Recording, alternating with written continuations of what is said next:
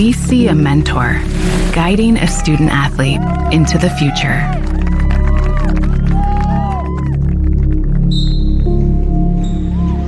Some see a volleyball match.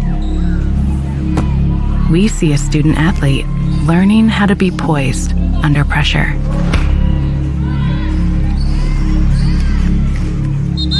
Some see a high school football stadium. We see the one place where the whole community comes together. Proud to keep education in front of athletics since 1903.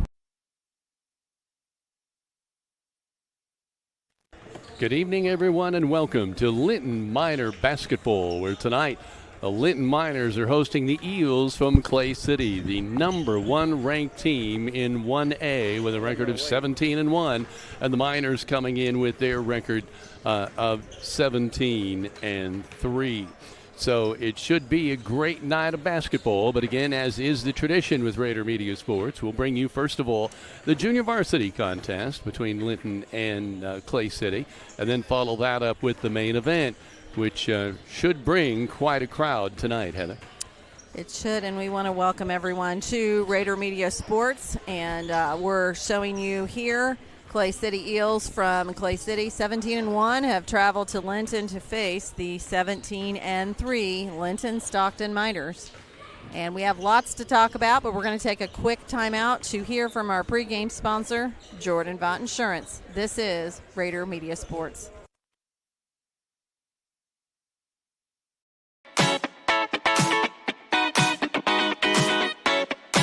At Jordan & Vaught Insurance Agency, you don't pay extra for the over 80 years of combined experience that will be available to you when dealing with questions about your auto, home, farm, life, or Medicare supplements. They're always there to help from 8:30 to 5 p.m. on weekdays at 123 South Franklin Street, the very same Bloomfield location since 1972. You may not realize the value of experience until you need it the most. Call Jordan & Vaught Insurance, your friends with experience, at 812-384-3535.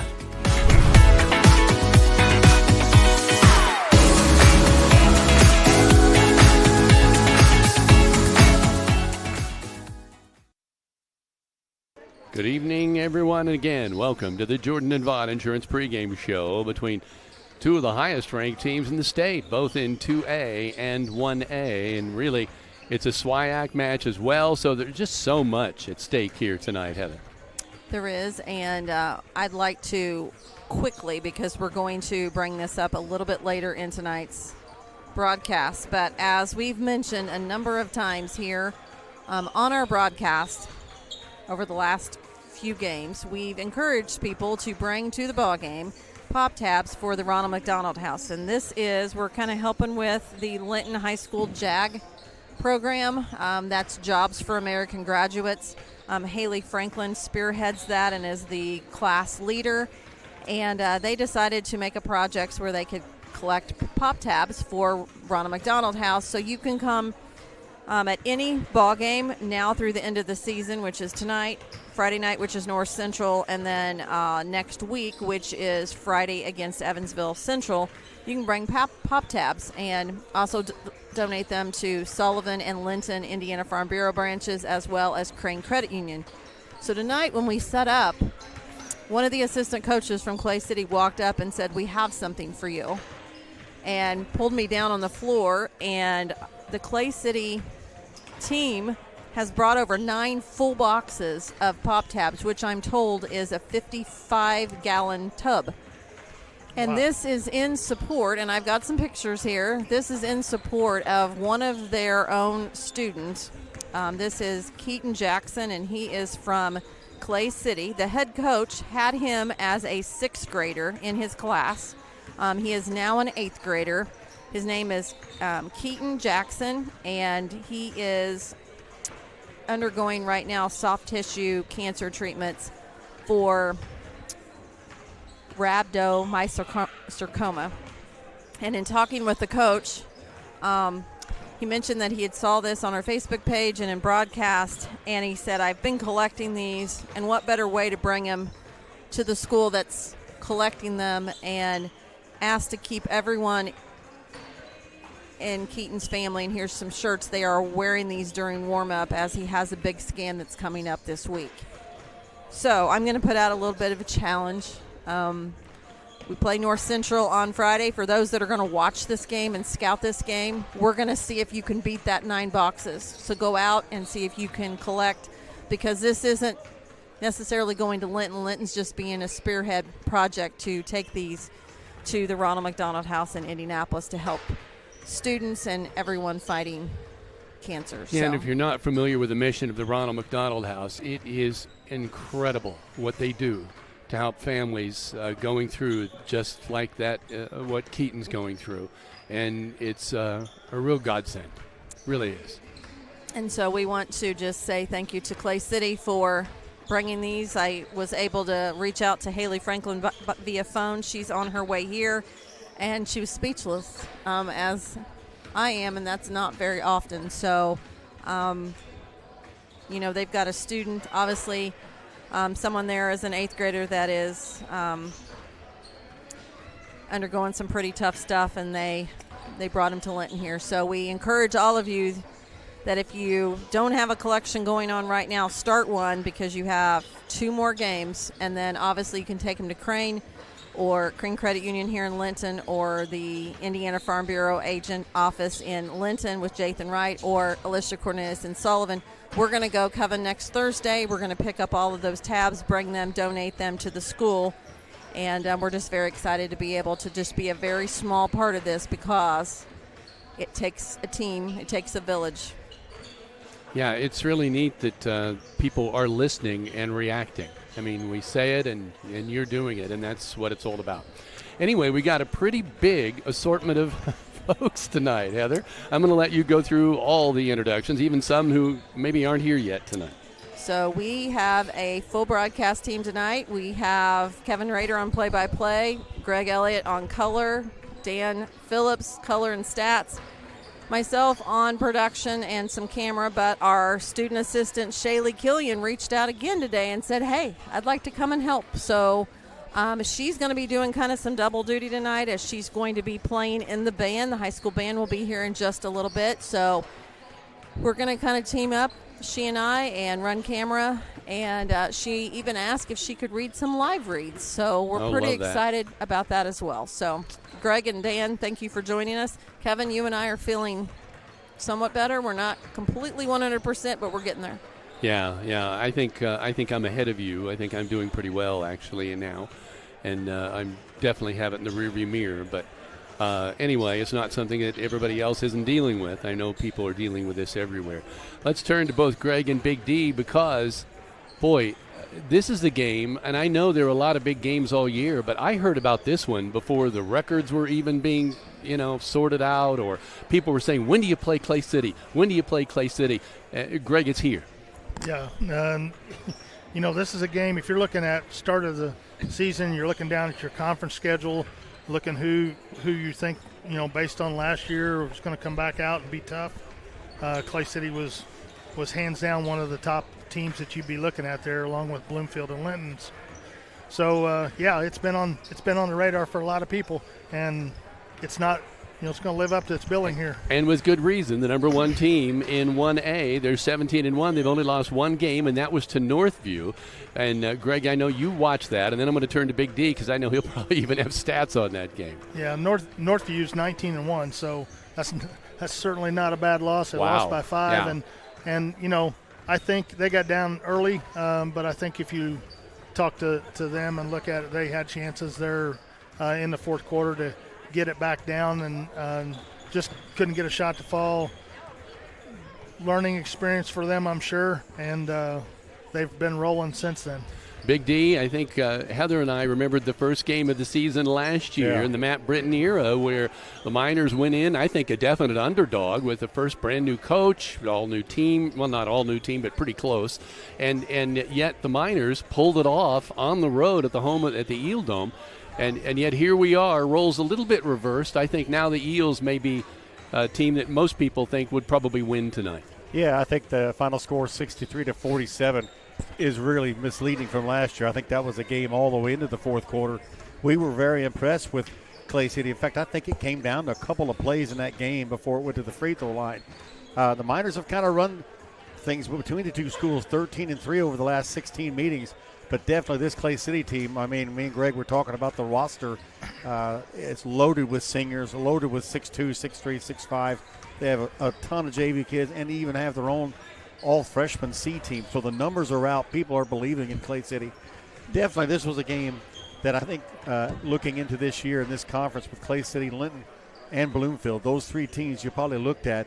And Clay City and Bloomfield had a big clash earlier. The Miners, one of our losses to Bloomfield, but we won it. But all eyes are going to be on this game. One of the reasons I believe the game is being played is it's a big game. The other thing about that Northview game, I think that was the second game of the season.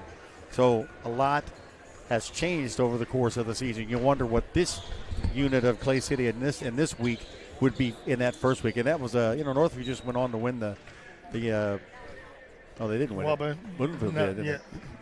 I think. It's been so long ago I can't remember. The First financial thing is what I was thinking of. Yeah. The thing, when you watch, we talked about Cascade there a few weeks ago.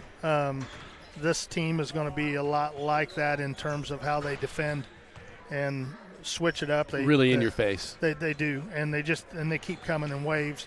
Yeah, it looks like depth is not an issue for them. Yeah, it's not, and they'll you'll see them in 1-3-1 trap, and you'll see them playing a 2-3 zone man to man. You'll see them pick up 2-2-1 full court. They really like to kind of try to dictate the pace. 10 seniors. I mean, that's a lot. Yeah. I mean, you look at this is their year to make some noise in the tournament, and everything about tonight is continuing to work toward that. This is probably one of the goals on their list, as well as it would be on Linton's, to check that conference off. That's right. Put it in perspective. If the Clay City Eels win tonight, they win the SWIAC. If the Miners win tonight, they've got yet another game before they could lay claim to that. So you never know. Anything can happen. But tonight, as far as the Eels are concerned, they can close this out here. And what better way to do it on your opponent's floor? Yeah, and they beat North Central just a few days ago pretty handily, 77-41. So we got North Central Friday, so we'll kind of see how that works tonight. It's going to be a great ball game. We're still a good 17 minutes away from just the junior varsity contest alone, but let's take this time out. This is the Jordan and Vaught Insurance pregame show.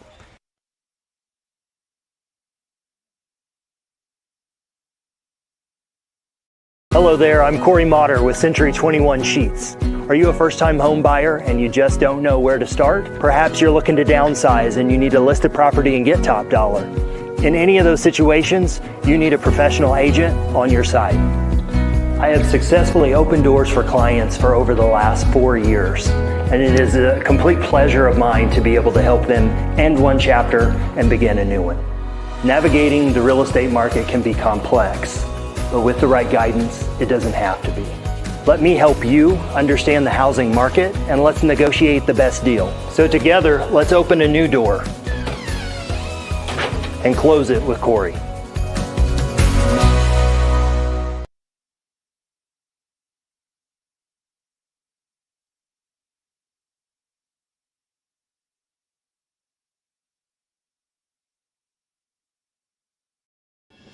At Crane Credit Union, you can expect a personalized experience from people committed to your financial well-being.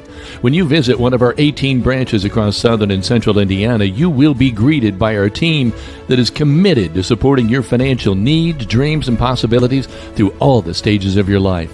From youth and teen accounts where it pays to get A's, to auto and personal loans that are processed completely within your local branch. Your local staff can assist you with mortgage and home equity needs, and when the time is right, we can help you with your IRA retirement accounts. We will be with you every step of the way. Crane Credit Union, building relationships since 1955.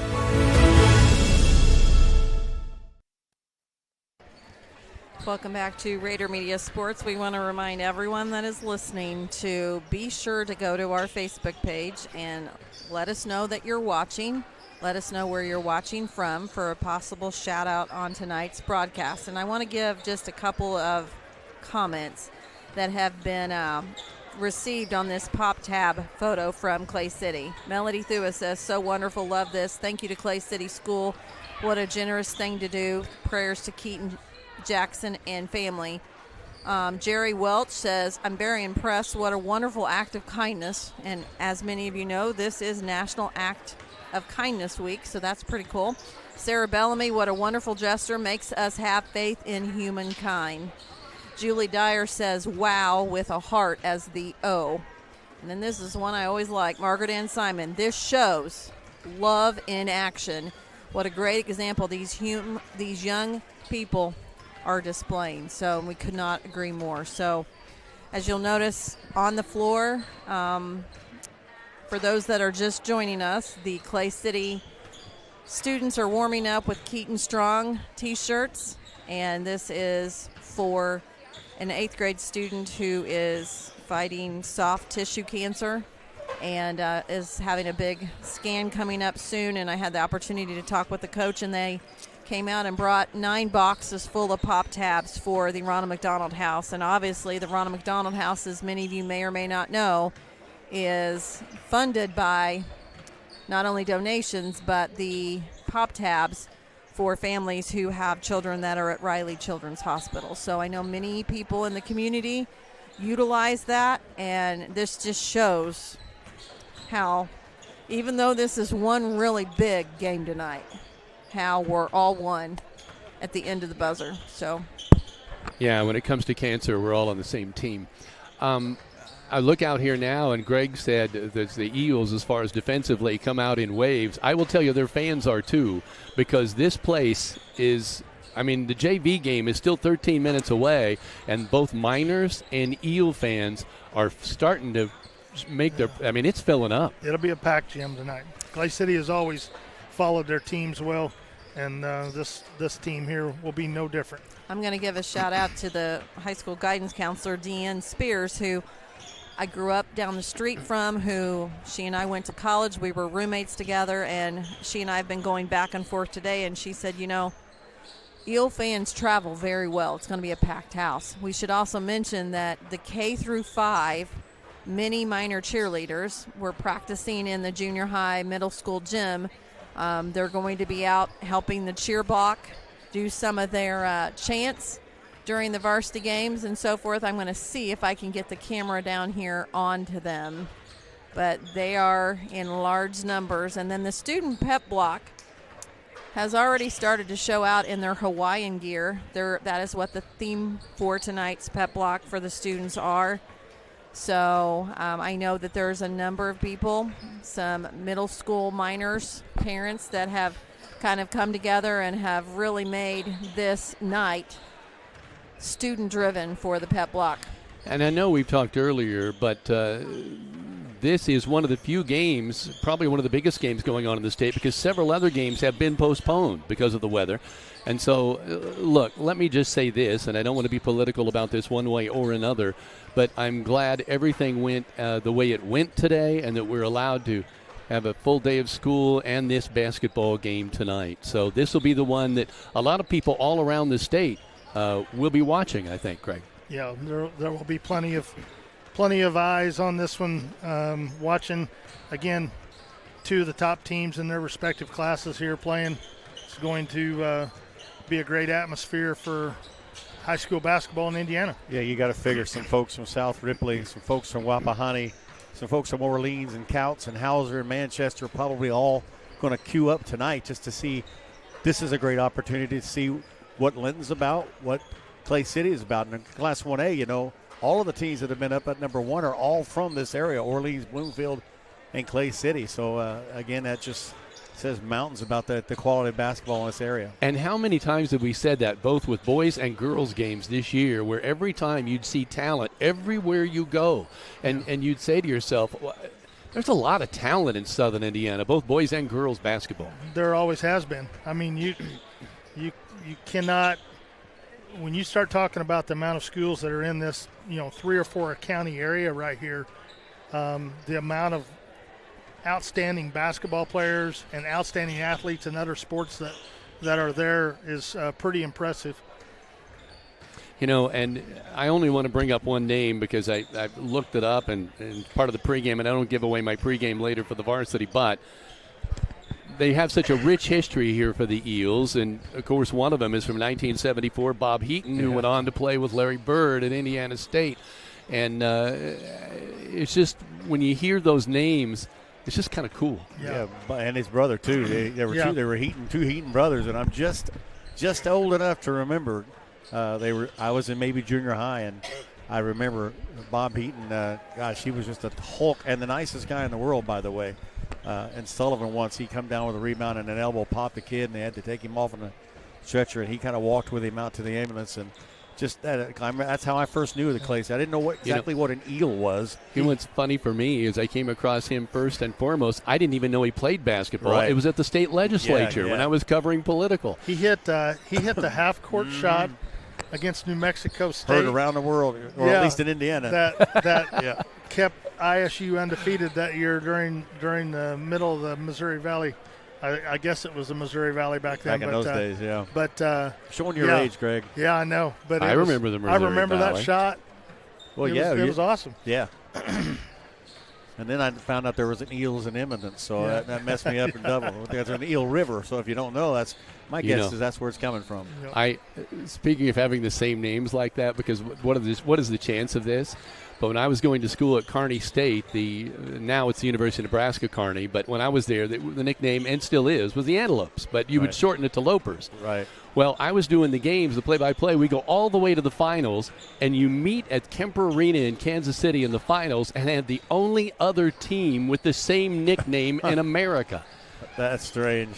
And it was the Antelopes, and they're now Division I out of Arizona. And why am I thinking?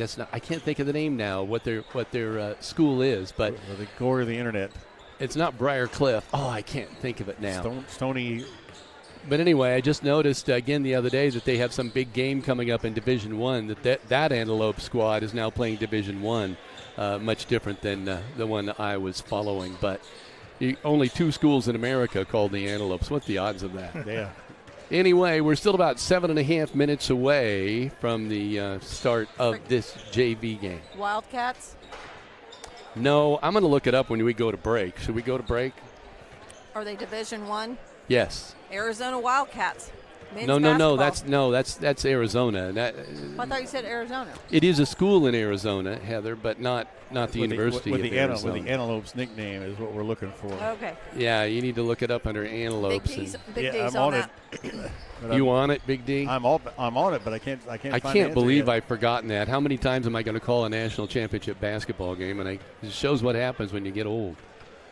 But because I was probably about 19 or 20 at that time, but. Well, that wasn't that long ago, was it?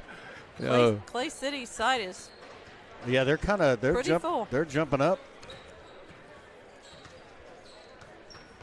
Yeah, and I live in Vincennes now, and Grand Canyon. Grand Canyon, thank you. Yeah, we just found it at the same exact time, didn't we? Grand Canyon Antelopes, and now I guess you could say. I'm sure they're in different divisions, so it's not as big a deal. They're never going to meet, probably never going to play again, but. Anyway, it was a thrill for me, and the Lopes almost pulled that one out. Just lost by a couple. The Lopes beat the Lopes. Yeah, they did, unfortunately. We should give some quick reminders here that we are in the Jordan Vaught Insurance pregame show, so call Ross and his staff at 812-384-3535 for your home, auto, or life insurance needs. His friendly staff treats you like family, making sure you are covered. Tonight's three-point shot is Walton Funeral Service. Todd and Cindy Walton are proud of their funeral home's heritage, and their families have been there for this community for over 100 years, and they look forward to serving for many more years to come. They are your lamp of hope when you need them most. Tonight's quarter sponsor is Key Associates of Linton, which has been serving Greene and surrounding counties for over 30 years. So whether you're looking to buy your dream home or next investment, or sell your home to enter into the next chapter of your life, Allie Walton, Mary Beth Gerald, and Audrey Sparks are there for you every step of the way. They are your key to the very best. Scoreboard sponsor tonight is Michelle Stanger of Stanger Homes. She says, do you know that over 30% of homes sold were in winter months? So don't wait. Give her a call at 812-219-2888. 2307. Starting lineups are sponsored by Klusner Construction. Whether it is a remodel or a new construction home, you know it'll be done right the first time, every time you choose Tony and his crew. So call Bart Wade or Tony Klusner of Linton today. And stay tuned to the E2 Custom Creations post-game show at the end of the varsity matchup.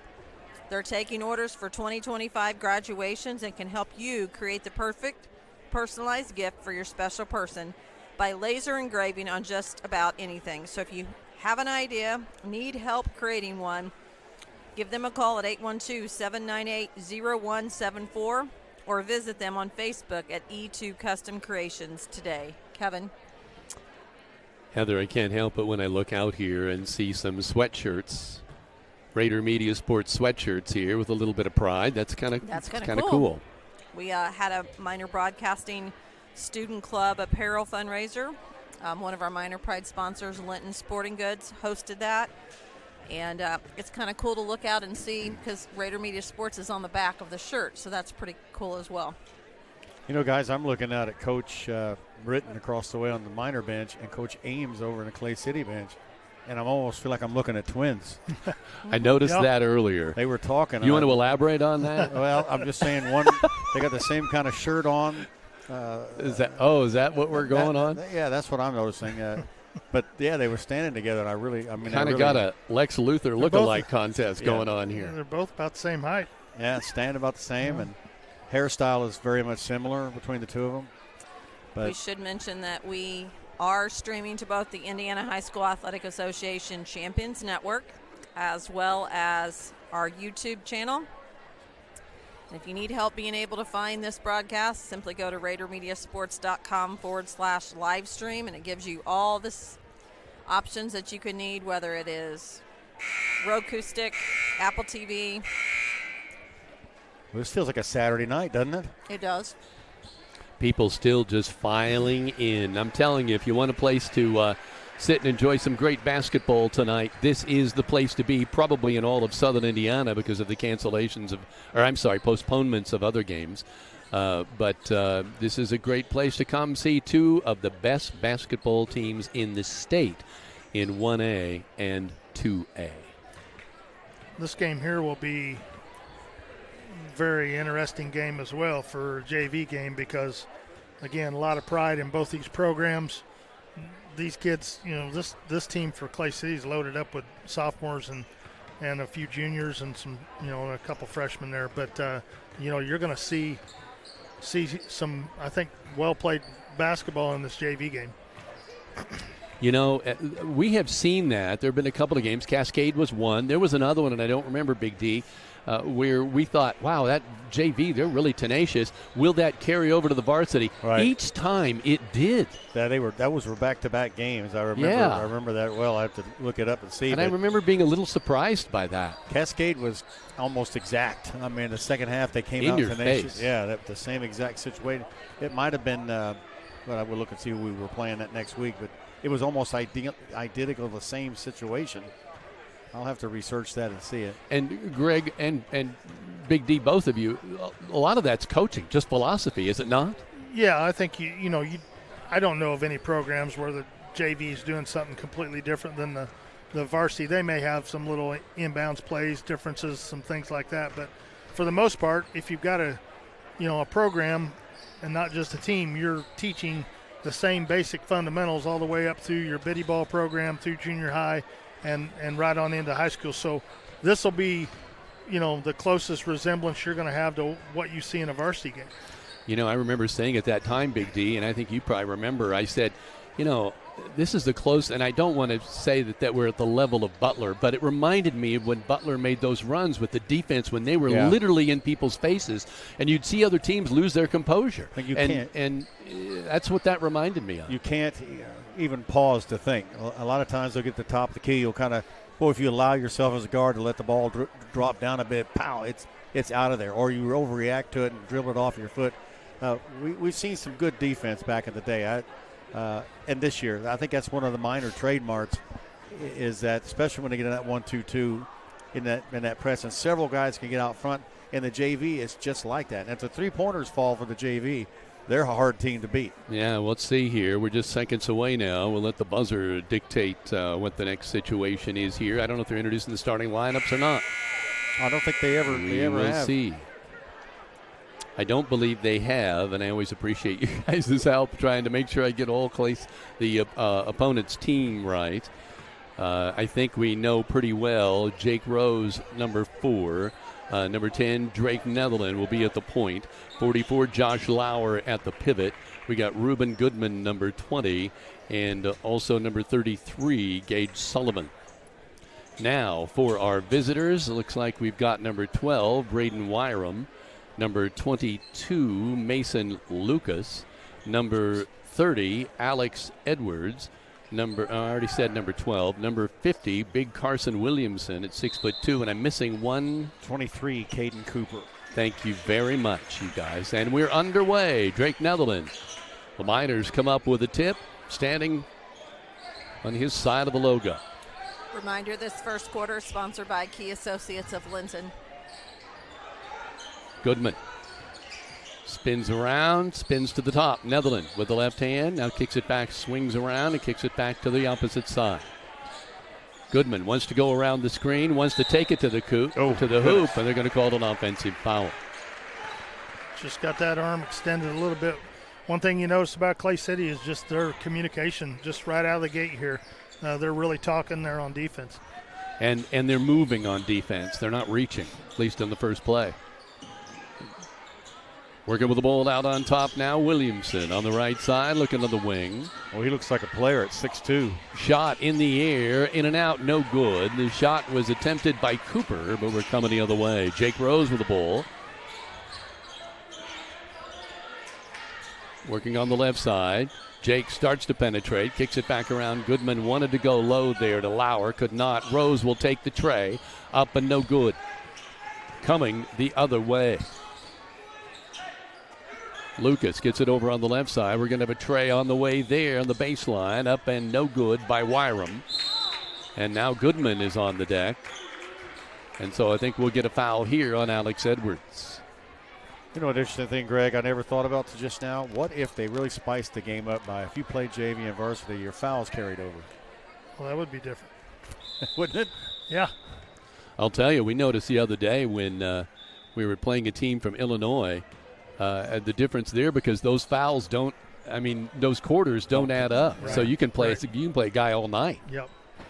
Got a spill or something down here. Yeah, they're cleaning that one up. Heather and I were on a big learning curve that night because we kept seeing all these guys, juniors playing, and I thought, how can they play the whole game? Yeah. And then some great folks who watch our broadcast were able to enlighten us, and we love that about our viewers because they can help so much. Netherland with the ball across the timeline. Working to the right side. Now gets it over the left to Sullivan. Baseline Rose. Netherland goes baseline opposite side. Lauer.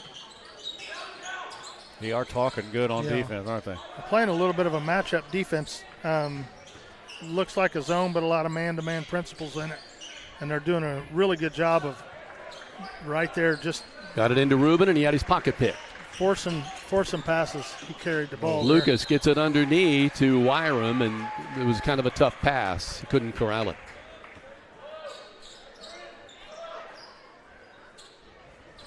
Well, and if the JV plays that intently, the varsity's going to play that intently as well. Yeah. Looks like they are in a 2-3. Get it to the corner, try to trap there. They get it out to Goodman. He goes in between and off the glass, and an and one. It's not for the weak. If you're going to go in there, it's going to be Reuben some contact. Such a strong kid. I think if he just continues to develop and finish in the paint like that, he can be a real force because he's got a great outside shot. Just mixing both those up. He's just struggled to finish in the paint a little bit this year. Free throw, no good there. I've been amazed how they've used him, even on the varsity level, to bring the ball up. Yeah. To have that strength in someone who can take it coast to coast is a good thing. Oh, they almost lose the ball there, but pick it up. Lucas has it. Goodman is on him. Goes to the right hand, wants to cut. Hands it off to Lucas. I'm sorry, to Cooper. 23 Cooper still with it. Wants the tray. Good. Can't go behind that screen. And that's a big screen. That's at 6'2". It is. Walton Funeral Home's three-pointer. And then the Miners try to answer. Gabe Sullivan, but that nothing but air on that one. Working with the ball on the left side. Wyram passes it on. Now they try to sneak it underneath there, and it's picked off by Lauer. He backs it away from the traffic and hands it off to Reuben Goodman. Miners trailing by a point, 3-2 here at home as they're hosting the Clay City Eagles. What a night of basketball here. Goodman on the left.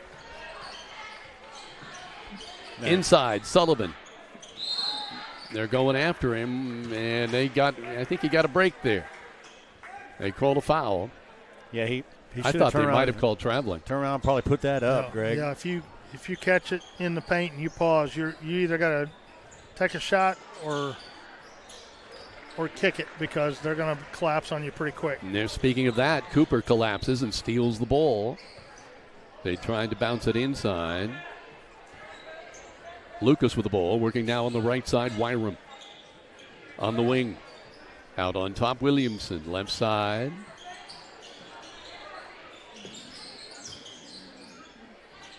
Wanted the tray, backed away. Dribbling with the right hand, jumper in the lane. Up, no good. Rebound is pulled down by Sullivan, who was literally had his feet knocked out from under him. Lands on his back. He's okay, wondering why there wasn't a foul called there. I'm just glad it didn't come down on his head. It looked like it was going that way. They're going to inbound the ball there. Cooper gets it in. Wyram loses his dribble, goes to the right side. Williamson with the left hand. He loses his dribble now, trying to direct traffic. Cut off me, he says. Wyram shot on the right side, no good. Miners coming the other way. Reuben Goodman. Jake Rose backs it off.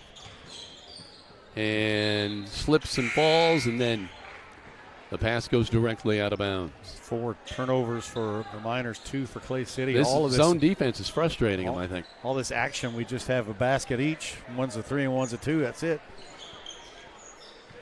Yeah, I think right now the defenses are winning. I'm just making it really difficult to get open looks.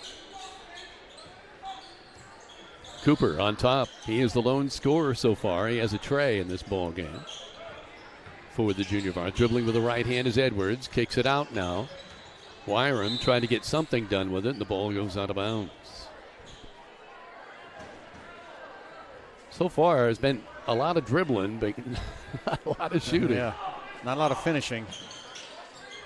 Well, they got him. There's a nice finish with a good cut to the hoop by Carson Williamson. 2 points for him.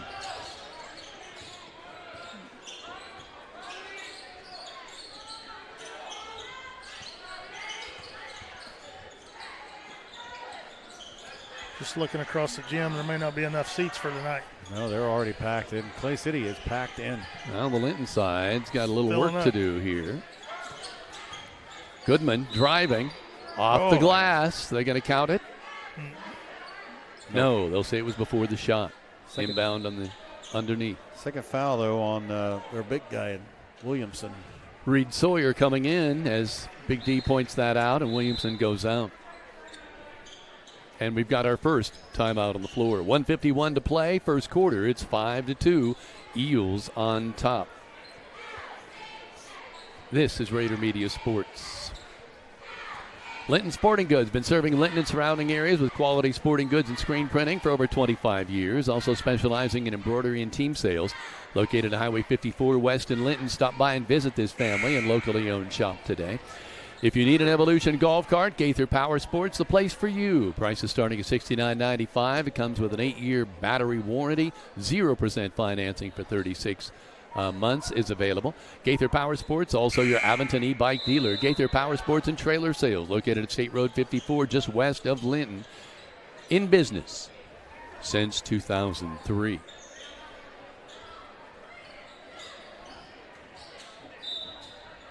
$151 to play here in the first quarter. Owen Smith has come into the ball game. He gets it in. Kingston Crane goes baseline. Now tries to loop a pass up and over to Sullivan. That didn't work. And we're coming the other way. Shot up, no good. Great defensive play by Jake Rose. Kingston Crane goes right side to Rose. Owen Smith, Goodman. I think the Miners want to try to get the quicker transition before the defense gets set up. It didn't work on that one. They couldn't get an open shot. Sullivan on the left. Owen Smith. It was a tipped ball, so no over and back. Kingston Crane with it with the right hand. Switches over to the left and goes to the left side to Goodman. Sullivan.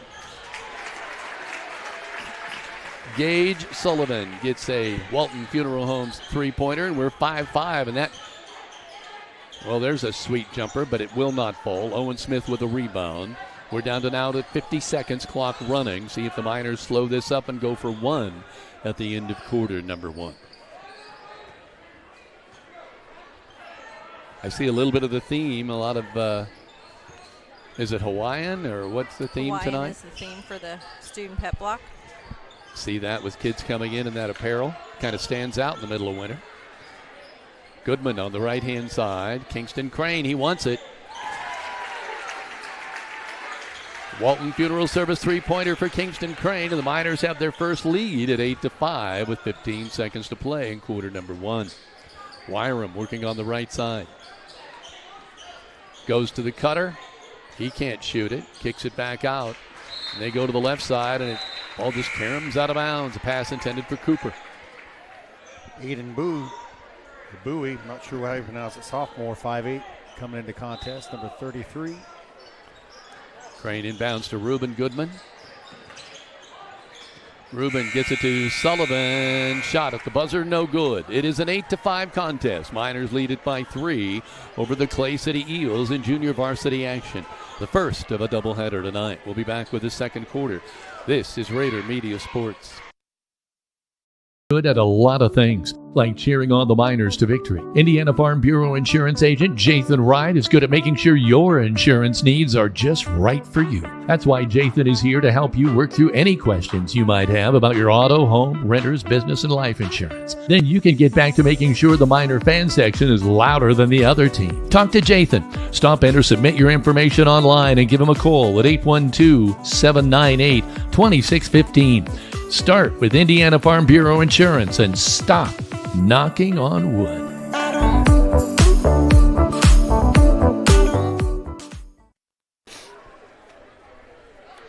Where do you think they got all those lays? I don't know. I'm looking at the pep block over here, and they got a lot of them. They are ready to go. Yeah, kind of where do you go to get some of that stuff in February? Oh my, and there's a first I'd sign make it across the warmer way. outside, I'd put one on. Yeah. Only Linton likes Linton. Well, they're going to start it early here tonight. We've seen that sign before.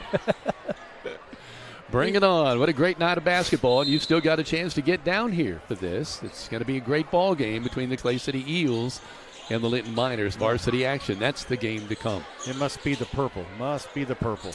Second quarter sponsored by Key Associates of Linton. Bowie with the ball. Hands it off. Cooper.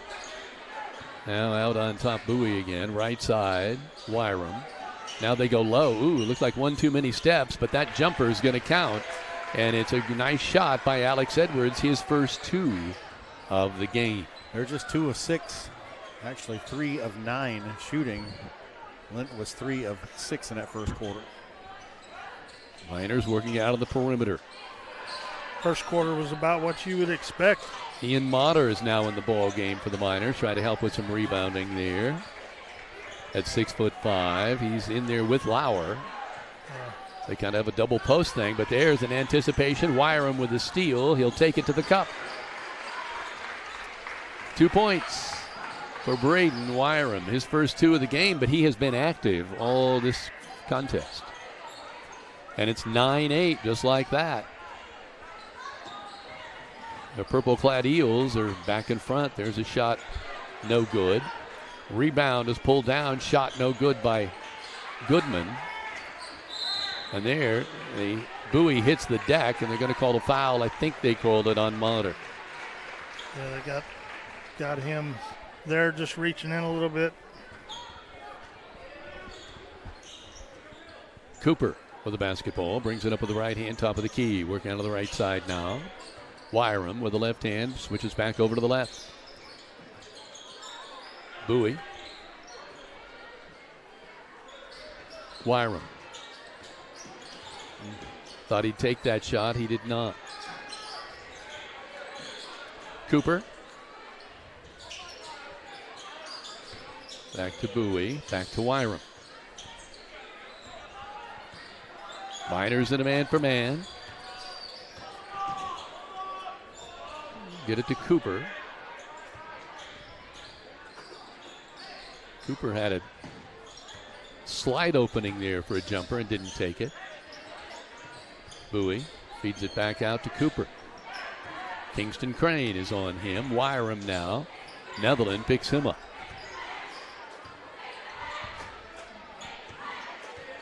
Bounce pass, right side Cooper. Very deliberate. Wyram. You know, it's a little bit of offense being patient. The defense playing really well. Yeah, they get it inside. They're going to say that was tipped by the Miners. We've got wholesale substitutions coming in. Sullivan coming back in. Kingston Crane going out. Noah Dayhoff and 54 don't have on the roster. We'll skip over to the C team. Nope, I don't see that either. Okay, well, it seems like there's one of those a night. Yeah. Yeah, they run that errant pass down. Coming the other way. Number 5, Dayoff, kicks it back out to Bowie, working on the right side. Bowie wants to drive on Goodman. Good luck with that. Now he gets it to Cooper. It's like a long volley in volleyball. Goes off the back of the backboard. Miners clear it out. Goodman coming the other way. Out on top, Netherland. Drake backs off. It's a 9-8 game right now. The Eels are on top.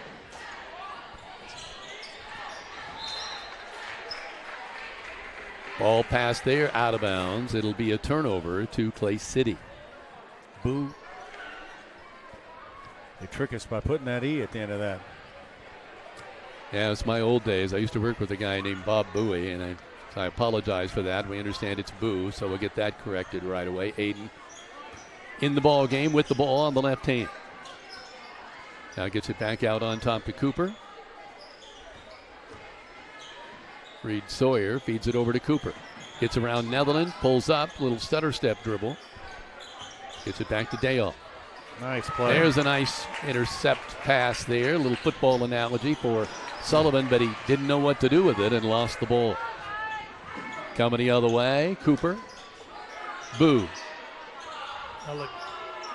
Looked good, didn't it? Coming out of his hand. Looked good. Goodman tucks it and banks it, and he will not get the 2. Boy, a lot up and down the floor here, but not a lot of scoring either way. Cooper with the ball.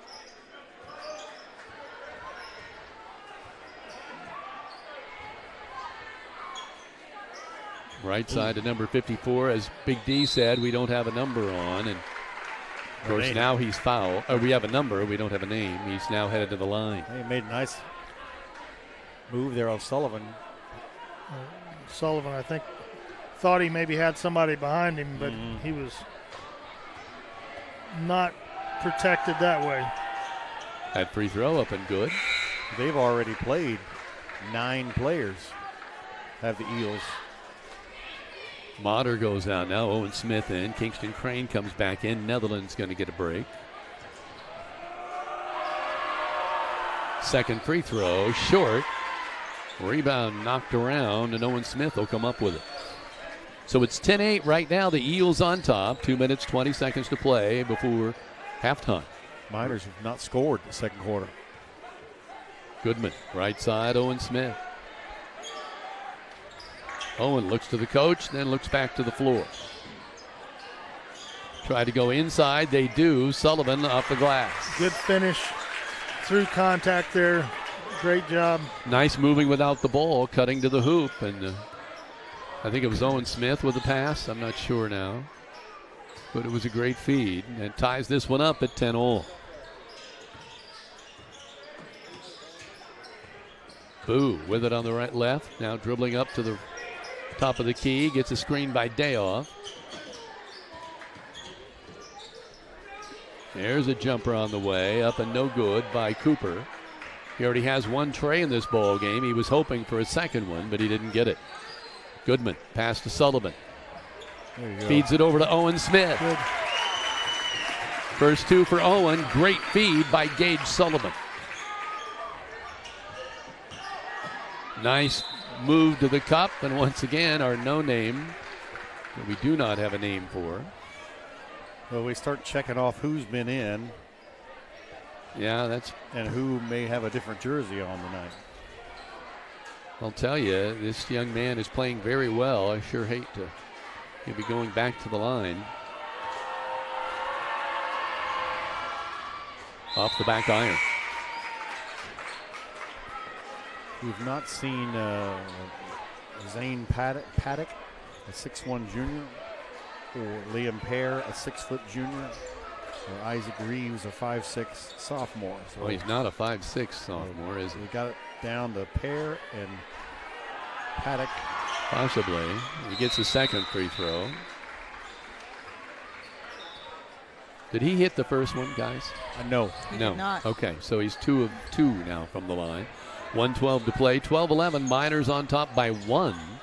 And they have the ball with just 1:12 to play here in the first half of the junior varsity game, the varsity contest to come.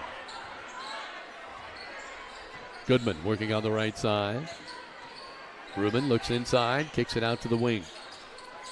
Back to Rubin.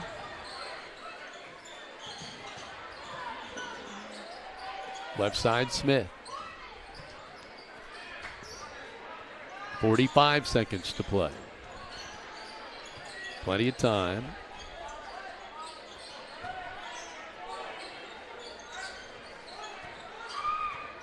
Just not a lot of movement. I think Miners will be content here to hold it for one. Rubin turns and looks to his coach. They're not coming out until just now. 20 seconds. Crane. Goodman. Smith. Rubin wants to take it to the cup and gets stripped. Coming the other way, Lucas feeds it out to Wyram. Jumper on the way, in the air, and it's good, and it's a tray.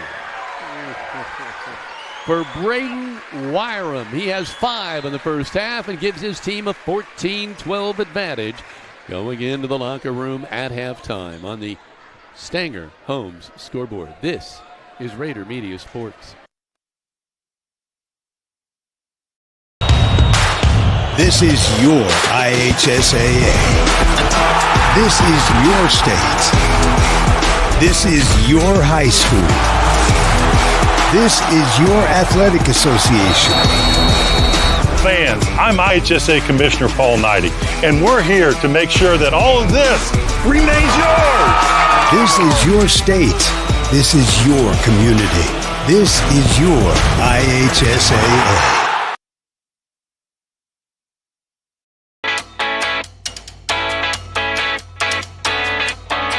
Finding the best coverage for your home, auto, life, and business isn't always a walk in the park. I'm Audrey Sparks at Richard Brown Insurance, your local auto owner's insurance agent. Whether you're buying your first car or starting your own business, finding the right coverage can be a challenge. With great companies like Auto Owners Insurance, I can find the appropriate coverages so that you and your family can be better protected. Come see me, Audrey Sparks, to discuss what coverages are right for you or give me a call at 812-847-4798.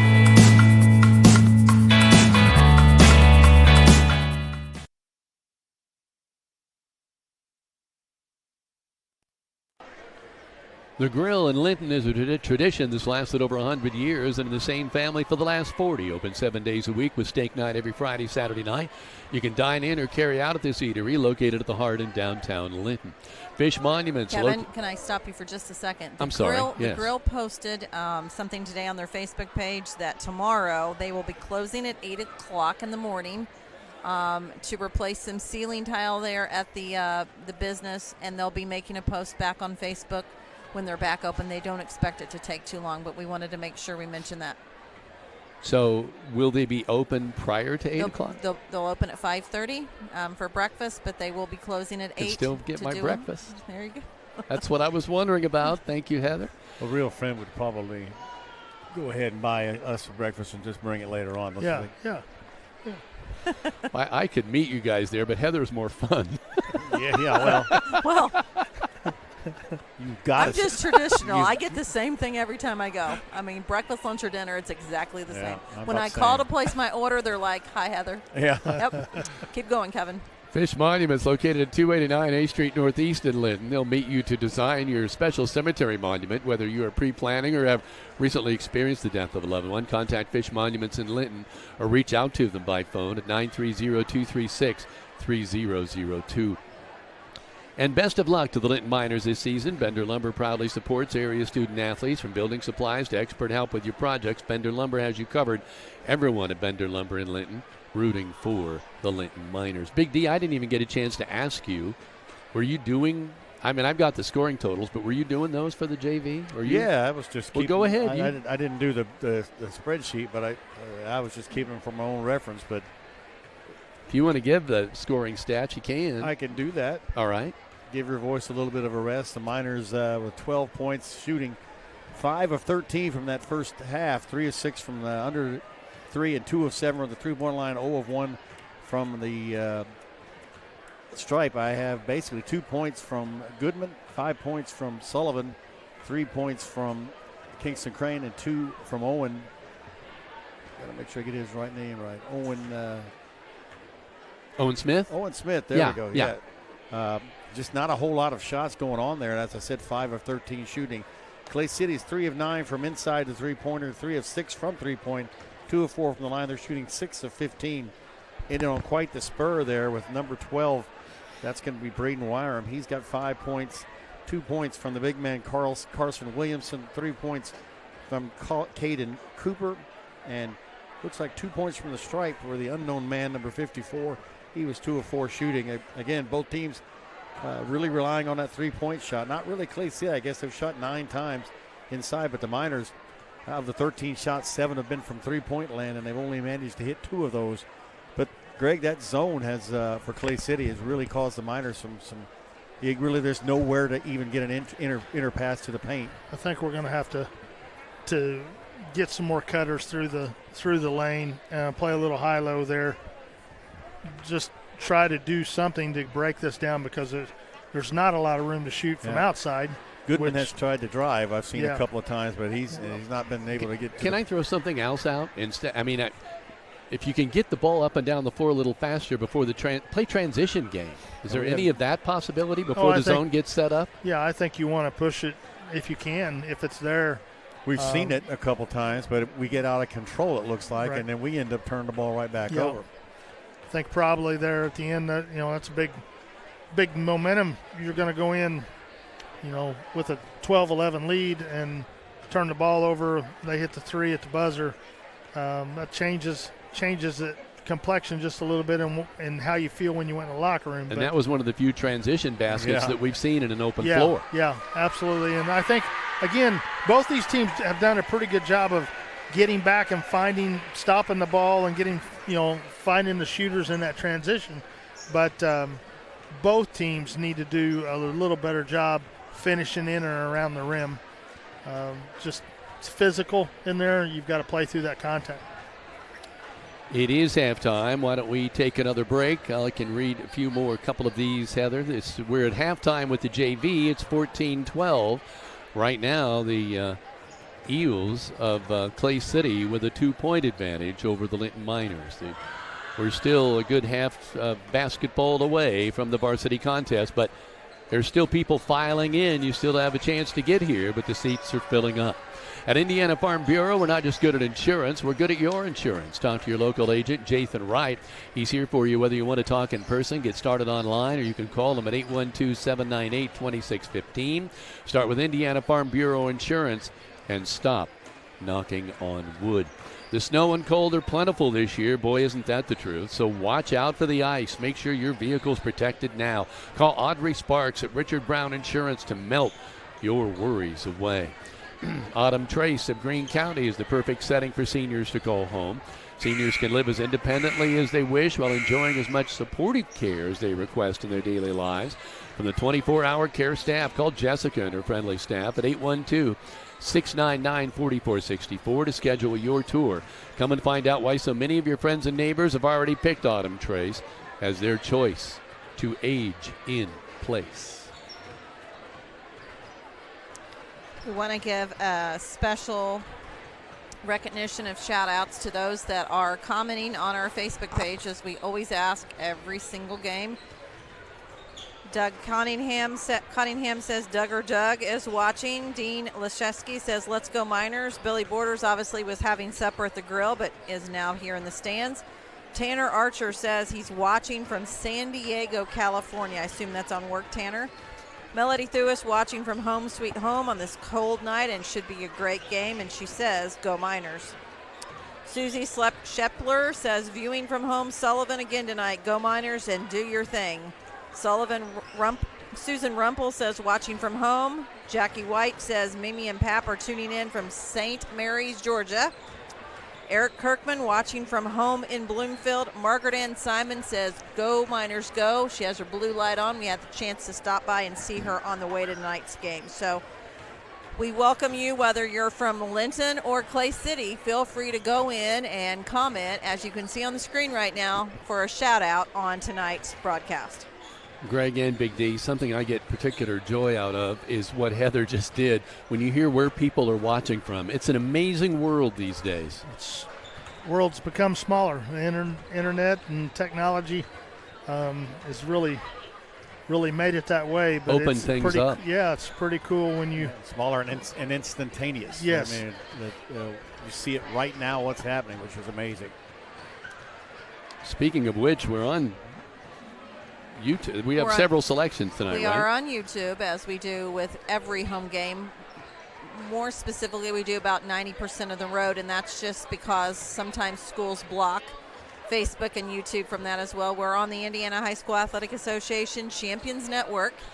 And then we also, if you go to RaiderMediaSports.com, you can click on the live stream tab, and this tells you exactly how you can hook in by Roku, your Roku stick, your Fire Stick, your Apple TV, and more. So we want to welcome all of you who are checking in with us tonight, who are watching without checking in tonight because you're remaining anonymous.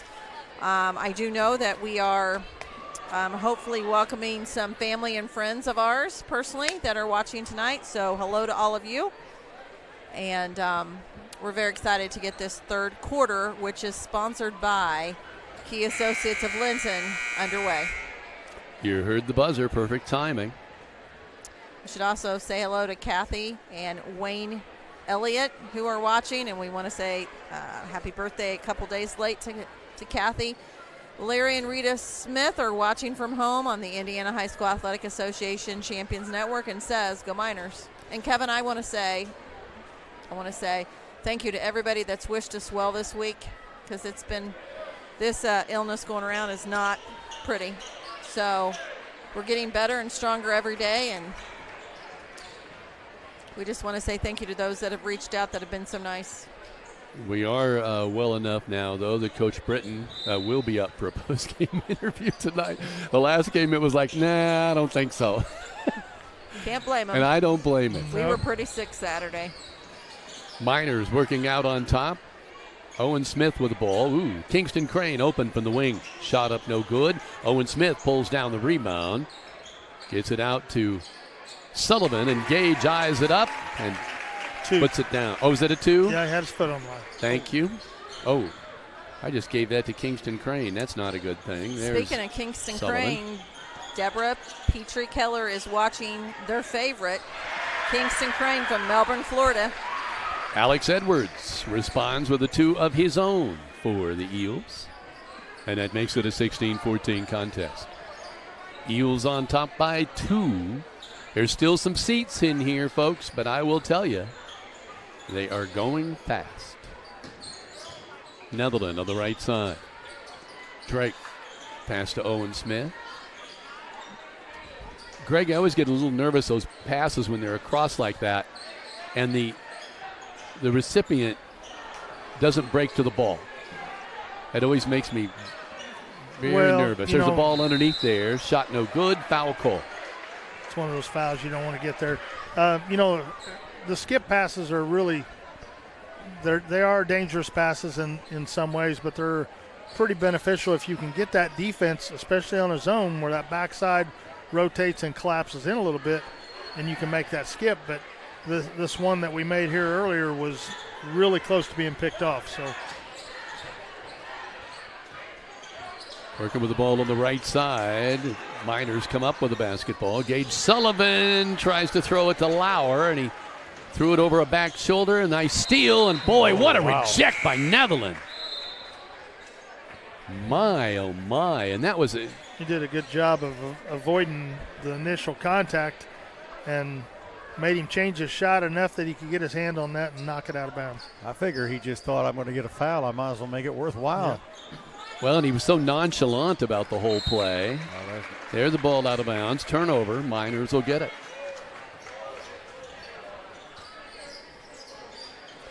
Maybe the defense will inspire the Miners here in this second half. They're trailing now 16-14 to the Clay City Eel Junior varsity. Varsity game to come.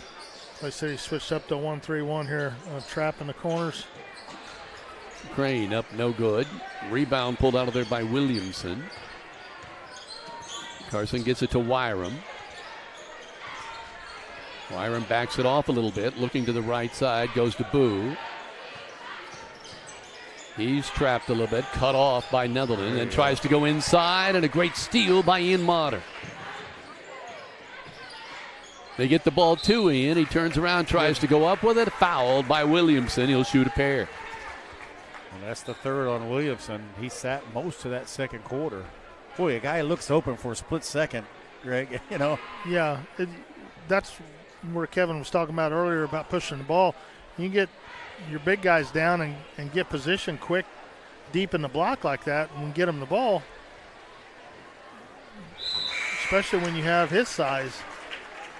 You have Motter's size there. That's nice to get down there on that block. He gets that first free throw to fall, and Ian will get another one. He can tie it up here. Low-scoring ball game. Rattles around and comes out, but it's pulled down, shot up, no good by Lauer. It's a little off balance, I think, when he tried to put that one up. Wyram with a tray. No good. Rebound to Boo. Right side. Wyram goes in now. Sawyer, now they kick it back out. Lucas, right side Wyram. Bounce pass good inside, play. Knocked away by Motter. Great defensive play again by Ian. It'll stay, however, with the Eagles. They're working the ball around, not just the perimeter, but the entire court. There they try to get it inside. Oh, it was the right idea by Reed Sawyer. He had a cutter coming right by him as soon as he got the pass, but the cutter wasn't looking for the ball. Seems a tremendous defense. Yeah, and one of the things you see here for Clay City, you'll see it in the varsity game. You talk about getting it out quick earlier when you got in the paint. You've got to do something with it. And they're passing the ball a lot of times before you can react to the pass. It's a touch pass somewhere else. So, not some contact on the court there. Nothing called. And we're coming the other way with the ball out on top now. 22, Lucas. Mason looking over on the left side. Crane tries to steal it. Can't. Boo with the ball. Gets it back out to Lucas in the lane. A floater. Wow. Short. No good. Gets his own rebound off the glass. Good. He follows it up. Great shot by Mason Lucas. First two for him. And it's 18-15 now. Netherland. Motter. Smith. Netherland. The right idea, I think he was looking for Kingston Crane, but pass got caught up in traffic. There's a shot up, no good. Rebound pulled out of there by Motters, making his presence felt. He is. We're calling his name quite a bit. Oh. Yeah, looked like a step for Kingston Crane, but no. Motter shot off the glass. No, he missed two. Can he get a third one? No. Miners kick it out. Owen Smith with the ball. Kingston Crane behind his back, but Boo stays right with him. Now he gets it underneath to Motter, and Motter's trying to go up. He's fouled again. Now Motter definitely has a height advantage. Boo fouled him there, but I don't think Boo is anywhere near. He's 5'8", and Motter at 6'5", so they're sensing the mismatch here and trying to get Ian the ball. He's had a couple close looks, but he's definitely making himself known. There's the ball tipped away, and they whistled a foul. Yeah, I thought he just kicked that off his foot. Wyram. They bounced it off his foot, but Number 12. I think they were calling His that first. he was body up on him pretty hard. But was he the kid that had the older brother last year that was so good? Yeah, his older brother's still really good. So yeah, I see him. Okay, yeah. He's a lefty. Nice pass from Motter into Lauer, but he couldn't finish. Yeah. Ball goes out of bounds. Miners get a break. It was a great feed from Motter. Yeah, I thought I remembered the Wyram name. Yeah. Those are the kind of shots this Miner JV struggled this year to finish. Yes. In traffic, getting a little bumped and banged. Some of it's just strength. Just got to continue to get better at it. Sullivan. That's his second Walton Funeral Home three-pointer. He has 8. First of the second half for the Miners. Or he has 10, I apologize. Miners tied up at 18-18. That's right, and we are in the third quarter with a minute and a half to play. Wyram left side. Shot up no good. The ball bounces high off the rim. Sullivan with a rebound. Oh, got him open, missed him. Oh, I thought Gage was going to pull the trigger, but I think he lost his footing a little bit there. Netherland left side, and we got a timeout. Linton with 1:15 to play in quarter number 3. It's 18-all on the Stanger home scoreboard. This is Raider Media Sports. Correll's LP Gas has quite a story to tell. A locally owned operation for 78 years, offering residential and agricultural propane in 6 counties. They also fill camper, motorhome, and gas grill cylinders. Correll's LP Gas, located at Highway 54 in Linton. Check them out on Facebook or by phone at 812-847-4076.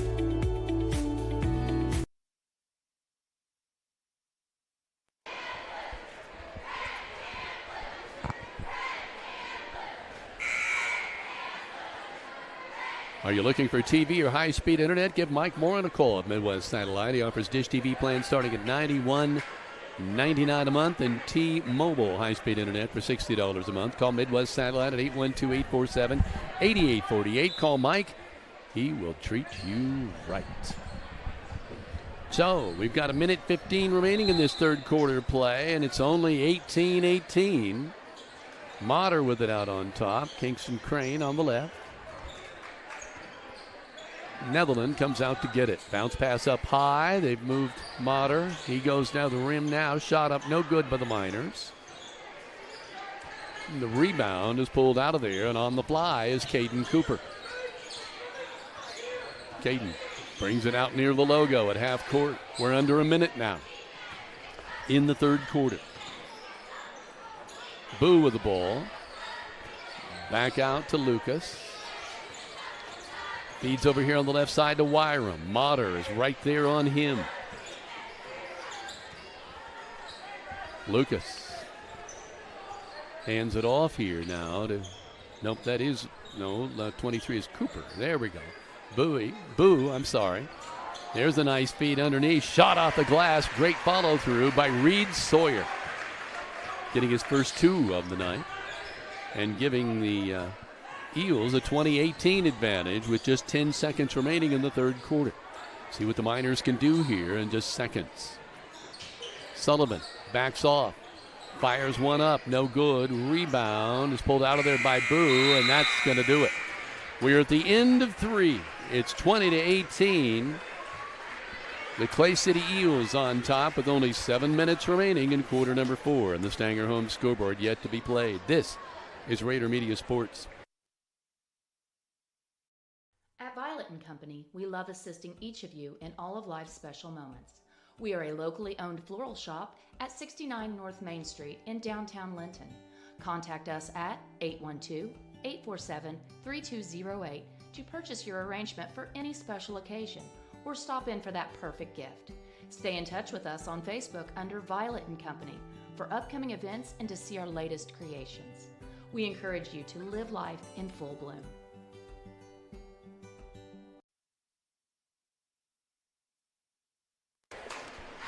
Welcome back to Raider Media Sports. I want to read a comment that we received on our post about the Clay City Pop Tabs. This is from Ariana Chansey, who says, as a JAG student at Linton, I'm so thankful for the kindness and generosity of these athletes. Their donation of Pop Tabs will help so very many. So. And she's right, it will. It's something that we all have in our homes. Doesn't cost any money to essentially collect. Obviously, you buy your beverage and you keep it, but it's very easy to help so many. Does anybody know what that table is for down there? I'm going to say like it's press. Maybe it's a press table. Yeah, that's what it looks like. Okay. Can't say I've seen it. Shot up right side, no good. Rebound is pulled down by Boo, but he's stripped by Crane. And Netherlands bringing it up the other way. Owen Smith. Great defensive struggle here between two hard-nosed, tenacious basketball teams. Crane with it on the left. Been a pretty well-played game by both these JV teams. Owen to Netherland. Drake back to Owen. Baseline Motter loses the ball. Williamson hit the floor. I think he thought he collected foul number 4, but he did not. 7 of 26 through 3 quarters for the Miners. 12 of 30 shooting 3 quarters for the Eels. Sullivan with the ball. Uh-oh. Williamson steps out in front of that pass and picks it off. And that's turnover 13 for the Miners against 8 for Clay City. That's a big one. Still room. You've still got time to get here and watch two of the best basketball teams in the state. Williamson misses on his first one, and he makes the second one count. What a killer. The Miners had the chance to make sure he didn't get back up with the ball, and they couldn't stop him. 2 for Williamson. It makes 4, and he'll go to the line for the old and 1. And he gives them a 22-18 advantage. And the way that this game is going, that's a gigantic lead. I don't think anybody's been up on more than 2 or 3 at best. He hits the free throw. It's 23-18, 5-point advantage for the Eagles, largest in the game for Clay City. Kingston Crane. Big shot right there. That was huge. Walton Funeral Service 3-pointer. He has 6. He has 2 Walton Funeral Service 3-pointers. He had missed 4 in a row when he got that one. Owen Smith dribbling through traffic, doing a great job. I don't know how he's meandering his way through great there. Pass. Great speed. Netherland to Motter. What a great pass. Ian Motter all alone underneath. How you lose a 6'5" Ian Motter is just like that. It's 23 all. I mean, just 25 like that. seconds. You got a replay? Did get a replay. That was right. That was a good one to see. We're 5:13 to play here in the junior varsity contest, and it's 23-23. And I was just saying 5-point advantage. You can't make it up, and Greg, boom, they do it. Kingston hit a great Big three, time. wide open, nothing but net, and then we get the steal down here, and it's kind of everybody's in transition. Lost sight of Motter underneath, and Netherland hit him with a great pass. Boy, he sure did. Are you looking for – oh, no, I already read that one. At Crane Credit Union, we offer checking accounts to fit your needs. We have a high yield option, free debit cards, online banking, and free checks for members 60 plus. No monthly service fees. You can start letting your money work for you. Learn more at cranecu.org. Is your family protected? Contact Indiana Farm Bureau Insurance Agent Alicia Cornelius to discuss your auto, home, farm, life, or business needs. It's not just about protecting her family. She says, let me help protect yours, too. Proudly serving Indiana. Call 812-582-8941 to speak with Alicia. One agent for all of your insurance needs. Miners have been just 3 of 13 from the three-point line before that drill by Kingston Crane. Wow. Look who's on top here. Ian Motter. The long arm. 6'5". On top of this zone. That's a new thing. I haven't seen that. A new wrinkle. They go underneath. And Drake Netherland, the smallest guy on the floor, leaps high and picks off that errant pass. They try to go underneath. Shot up, no good. Motter can't get to the rebound. He was trying down there. The Miners can't get anything done with that. 4:40 to play. 23-all. Well, that was set up nice. Trey on the way, no good. A wall ball, and luckily it was stomped by a cheerleader. Netherland to inbound, Sullivan to come in. Lauer comes out.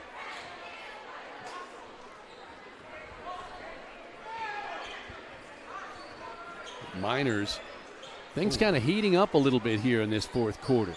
Yeah, I got a feeling this game's going to be varsity game is going to be just like this. Motter takes it to the cup, can't finish. Coming the other way. Cooper with the ball on the left side. Motter knocks it away. And then it's knocked away from him, and it'll stay with the Miners. Great defensive play by Ian Motter. He's done a great job tonight. They've got him up front, and he's for his size, he's super athletic. Yeah, he's got a great reach. Just creating a little different pass up top than what they're used to. He can cover such an area. And you can also see in his eyes that, he wants the ball, and that's what you want. The guy's 6'5". Yeah, he's playing at a different level tonight. Yeah, he really is. Sullivan spins, kicks it out to Kingston Crane. Oh my! The third Walton Funeral Service three-pointer for Kingston Crane, and the Miners have a 26-23 advantage. 3:40 to play. Kingston did a really good job there of that look. Skip. He just kind of looked and froze his defender and thought he was going to pass it and knocked it down. Cooper on the right-hand side. 2 big shots by him here in the last couple minutes. He and Ian Motter have both really stepped up for the Miners. Jumper left side off the rim, no good. Great rebound. Getting it out on top to Caden Cooper. That shot no good. The follow weak side all alone was Mason Lucas. Can't lose your blockouts. 4 for Mason. Drake Netherland directs traffic. Tells Owen Smith to cut through. And now Miners want a timeout. 2:55 to play in the game. The Miners still hold a lead, but it's only 1 point. 26-25 over the Eels of Clay City on the Stanger home scoreboard. This is Raider Media Sports. City Linton employees are dedicated to providing the best and most reliable utility service, security, and safety for its families and students. As the new mayor, I agree with the sign, "You'll like Linton."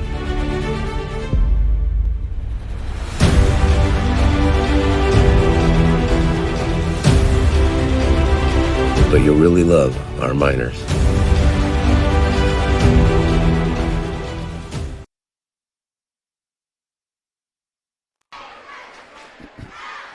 So 2:55 to play. Miners call a timeout. What do you think they're discussing in that huddle? Taking every possession. Don't be careless with the ball. Everything in a game like this, 2 minutes, 55 seconds left. Every possession counts, so you've got to make sure you're getting good looks. If they're on defensive end, they're getting one look, and that's it. You're not going to give up second chance points.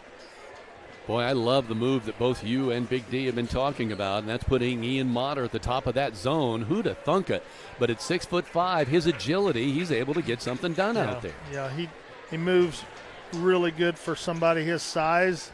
And like I said, he's active with his hands. He's getting a lot of deflections out there, so good move there. Miners out on the left side. Smith back to Netherland. The other thing, foul situation here. Miners have one foul. Clay City has one now. So both of these teams can foul. They can take some chances. Yeah, they can take some chances as we get down here to the end. That foul on Lucas. Netherland inbounds it to Kingston Crane. Kingston is 9 points tonight, all coming on 3 trays. Walton Funeral Service 3-pointers. He's got the ball now, and they're all over him. Get it to Netherland. Gage Sullivan. He can also put him down. Right side Motter. Ian puts the ball on the floor. Bounce pass to Netherland. Drake spins to his left to the left wing. Feeds Sullivan. Driving with his left hand. Spins back to the right. Gets it to Ian Motter. Close in traffic pass. Oh, and there, ball knocked out of bounds. Going to belong to the Miners. Boy, what a break! A couple times. Yeah, they're looking for that opportunity there to swipe the ball away there. Yeah, to sneak in there from the backside whenever defender can't see you or the offensive player can't see you, and they're jumping that pretty quick.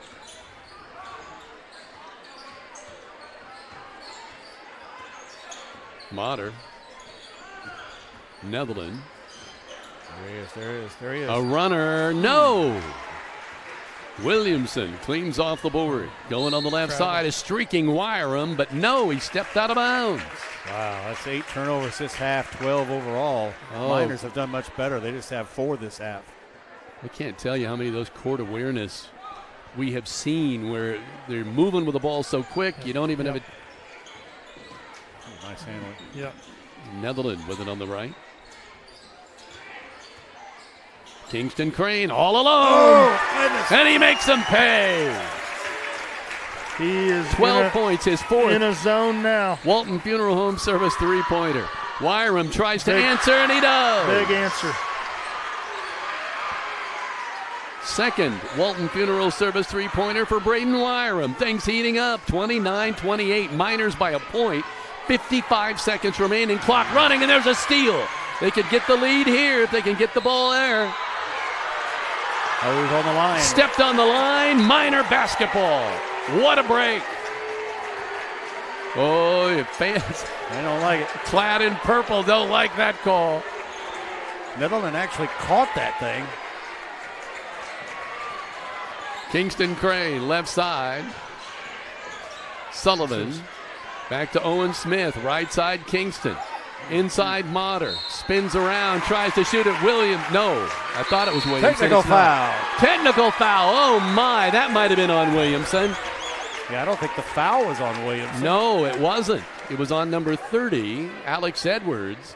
But I don't know what Williamson said. I don't think it was. I think it was on 30. You think the technical's on 30? Yep. Let's listen and see if they announce that. The foul I know was on 30, but it looked like 50 was the one, John, with the official. That's what I think. That's why I'm interested to see here, but Greg could be right. I don't know. Was going off of his reaction there, so. Yeah. Motter. These are huge. Ian step into the free throw line. Oh my. I don't know how that one, excuse me, I don't know how that one fell, but it rattled around and finally went down. Motter get another one. Doesn't get the roll on that one. He missed that free throw, but he has 4 points in the ball game, and his presence has been much more than 4 points tonight. He's done an excellent job, but now Kingston Crane steps to the line. Oh, my goodness. No, unbelievable. He missed it. Got to have this one. Although maybe you should back up. Yeah. Hey, can you do that? Can you line up at the three-point line? You can shoot anywhere inside that half circle. He hits the second free throw. It gives the Miners a 31-28 advantage. Boy, if they would have gotten one more free throw, it might have been academic, but yeah, it is not. But the Miners still get the ball, and they've never said, I didn't hear anyway, who that technical foul was on. Well, and they took 30 out of the game, so it might be Greg, it might be correct. All right. It's 39 seconds remaining. Let's take a quick break here. 31-28 Miners on the Stanger home scoreboard. This is Raider Media Sports. Some see a student athlete working on his shot. We see a powerful lesson in persistence. Proud to keep education in front of athletics since 1903. I want to make an observation to you two and get your reactions, but I find it refreshing, and I don't mean this negatively at all, but you haven't been able to play with Ruben. You haven't been able to play with Drake. These other kids have stepped up and are pulling this game out. Yeah, I was going to say that earlier. You got to remember Jake, Rose, and Goodman really are the offense that first half. And the second half, other than Sullivan's very active as well, but Netherland and really Kingston Crane have answered the bell.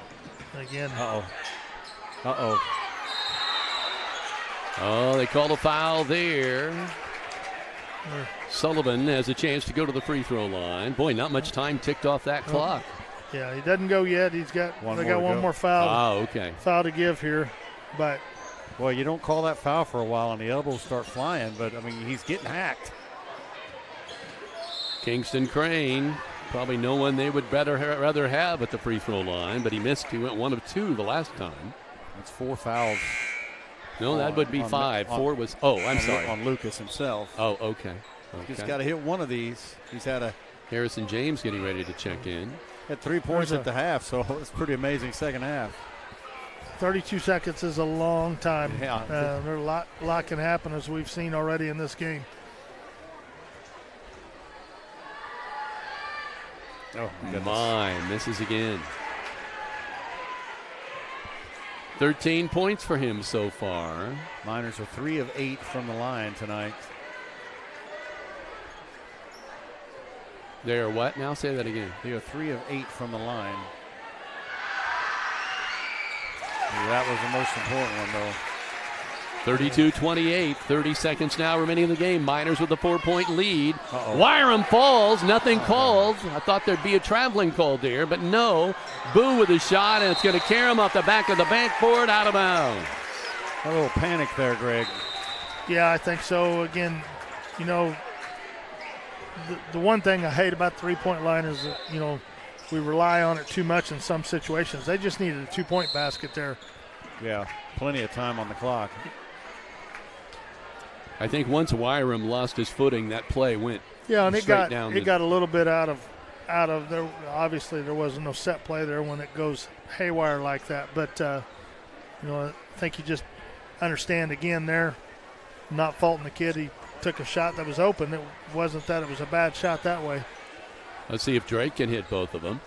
He has not scored tonight, believe it or not, but he's one of those people. He's always there, always active, always playing well, but it's not always a point thing. And he hits that one. Big one. Drake Netherland gets his first point of the night, and it's one of the biggest points of the night. Harrison James coming in for defense again here. Yeah, it's kind of a shock to look down and see Netherland with no 1 point. He gets them both. Those are big. 34-28, Miners by 6. So the ball, I thought they caught the ball coming a little high there. You don't want that.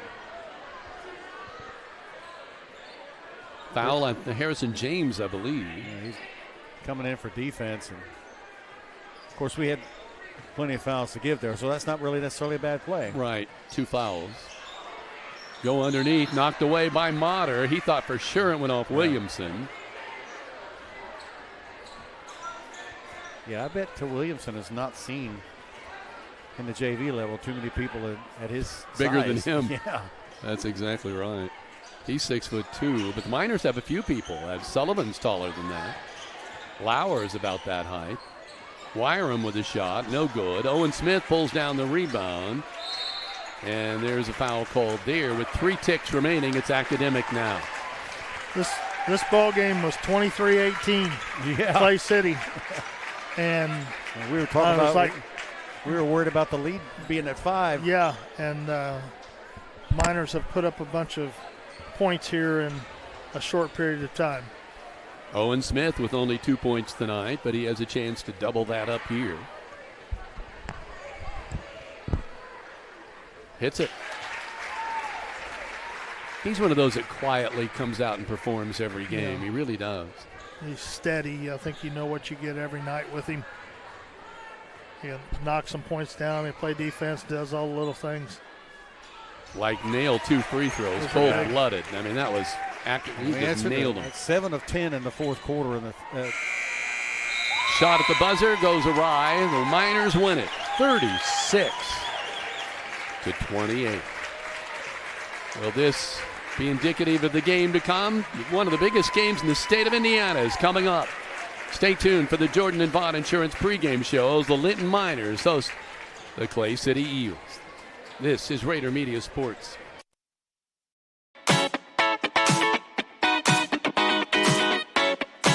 At Jordan and Vaught Insurance Agency, you don't pay extra for the over 80 years of combined experience that will be available to you when dealing with questions about your auto, home, farm, life, or Medicare supplements. They're always there to help from 8:30 to 5 p.m. on weekdays at 123 South Franklin Street, the very same Bloomfield location since 1972.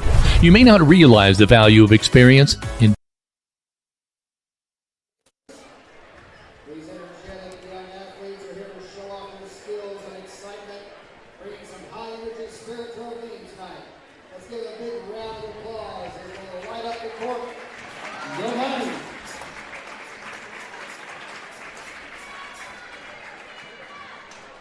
Heather, what do we have here? Mini Miners? These are the Mini Miner cheerleaders, K through 5. Oh my, is that a Miner headdress there? We do have a Miner dressed up in Hawaiian.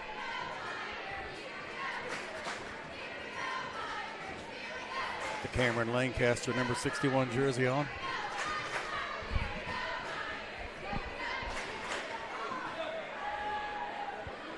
Well, they're really getting many here now, aren't they? Boy, how old these kids?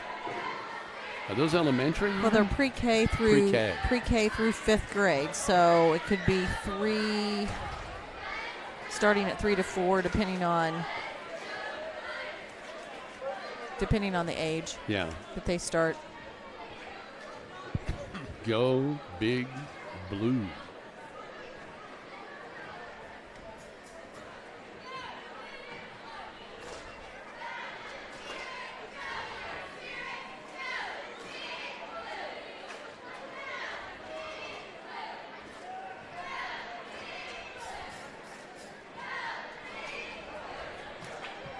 Miners waiting patiently to come out until this performance is done.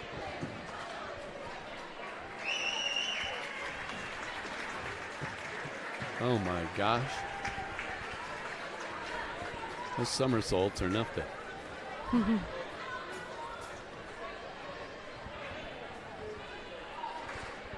I don't think I've ever done a somersault in my entire life. Not intentionally. Purposefully. You didn't give me enough time to put purposefully on there. Yeah, probably not. And the Miner mascot is in cheer mode as well.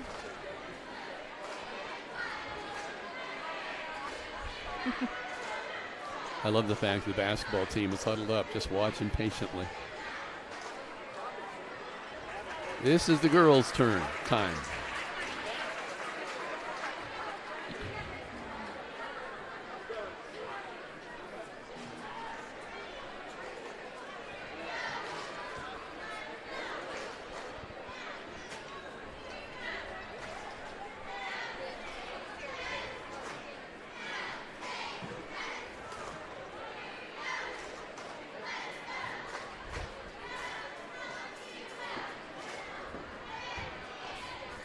Notice quite a healthy pep block over there for the Eels.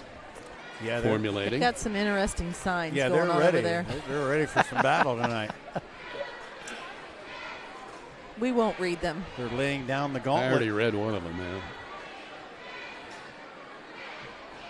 Well, you got to admit that is It's part of it all. It is a unique. I'll give Sullivan credit. They had that big sheet laid out at football. That really was pretty cool. Unfortunately, Linton won that game. Which you're quick to add. Yeah, those. I love that stuff. I do too. I mean, there's nothing wrong with it. No, As long absolutely as not. There's nothing negative about it. There's no, not like some of the stuff you hear sometimes. Oh yeah, and some of it gets over the top. But this is all in the name of two schools supporting their teams and doing it well and having some fun with it. Exactly Got right. Pep blocks on both sides of the gym, which really adds to everything. And the band's tonight. getting ready to kick in, so. Yeah, the band is getting ready to fire up. That'll change the level real fast. Uh-oh. Right now, I got to get. We need to. I know. I'm trying here.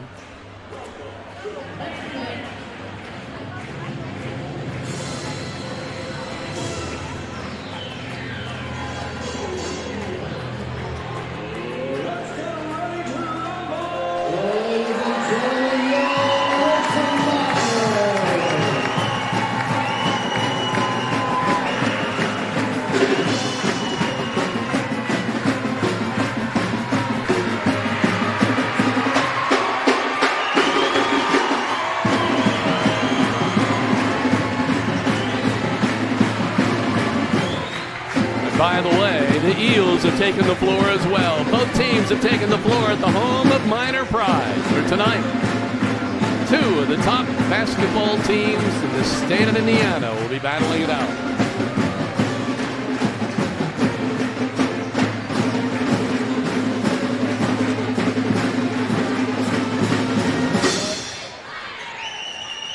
So, we've still got a ways to go, but you can already feel it in the air. Oh, can my you not? goodness. Everybody's on their feet. Give me a quick chance to just mention a couple of guys there. Kingston Crane at 14, 10 from Sullivan, 4 each from Maurer and Smith, 2 from Netherling, two free throws, Raleigh Key, 2 from Jake Rose earlier in the game. The Eels were led by, I had it all wrote down, 8 points from Braden Wyram, 5 from Williamson, 4 from Lucas and Edwards, 3 from Lucas, and 2 from Aiden Bowie. And a well-played, high-intense, good setup for the varsity game. Yeah, it really is. A great JV game. Help me out, you guys, because I know Clay City is number 1 in 1A, but I know there's been some shuffling in the 2A rankings. Where are the Miners right now? We are at number 5 on all of the USA Today and the AP. Top is South Ripley, followed by Wapahani. South Ripley's unbeaten. Wapahani's 19-1. Manchester's up there at 18-1. Of course, Bishop Lures at 14-5, and then the Miners come in at 17-1. Just one spot ahead of the Park Heritage Wolves, who we will see next week. Now, the SWIAC also on the line tonight, and why is that? Well, if the Eels win tonight, they win it outright. If the Miners win tonight, they have one more game before they can make that claim. But it's all here on this floor first. Yeah, you got to take care of business either way if you want to have a chance at it for either one of these teams. So, for Clay City, they had a great season. They can wrap that conference up tonight with a win. But Miners have got something to say about it, so we'll see how this goes. I saw an excellent article in the Indianapolis Star on Clay City. If you happen to have seen that in the last week, they talked a little bit about some of the things that kind of make Indiana high school basketball cool. But it talked a little bit of how every time the Eels take the floor at home, they have a welcome to Indiana basketball. The Hoosiers had that line when the coach turned to him and he said, welcome to Indiana basketball. Before every game, the coach says that to these kids before they run out onto the floor. How apropos is that tonight? Well, I don't think that you can explain what basketball in Indiana, especially Southern Indiana, is like. There are so many small communities that this is what they do. This is their entertainment. They don't have a lot but the school. And Clay City's one of those. Especially a school that doesn't really have a football program. That's nothing wrong with that, but they focus on this all year round. Clay City's one of those small communities that is a strong community, and they've supported their teams well up there for a long, long time. And again, you get runs like this with teams where you have a really, really good team that has a chance to do something special. They won their first sectional in 9 years last year and finished 21-5 after they were eliminated by Bethesda Christian. Now, a couple of players to watch. Ethan Edwards, he's referred to as the junkyard dog, but they've shortened that up to just dog, averaging about 17 points a game. Michael Tucker, third-generation basketball player in his family. From a 2,000-acre farm, helps his dad work the farm, but they've got a basketball hoop in the driveway, in the barn, and in the shed. Yep.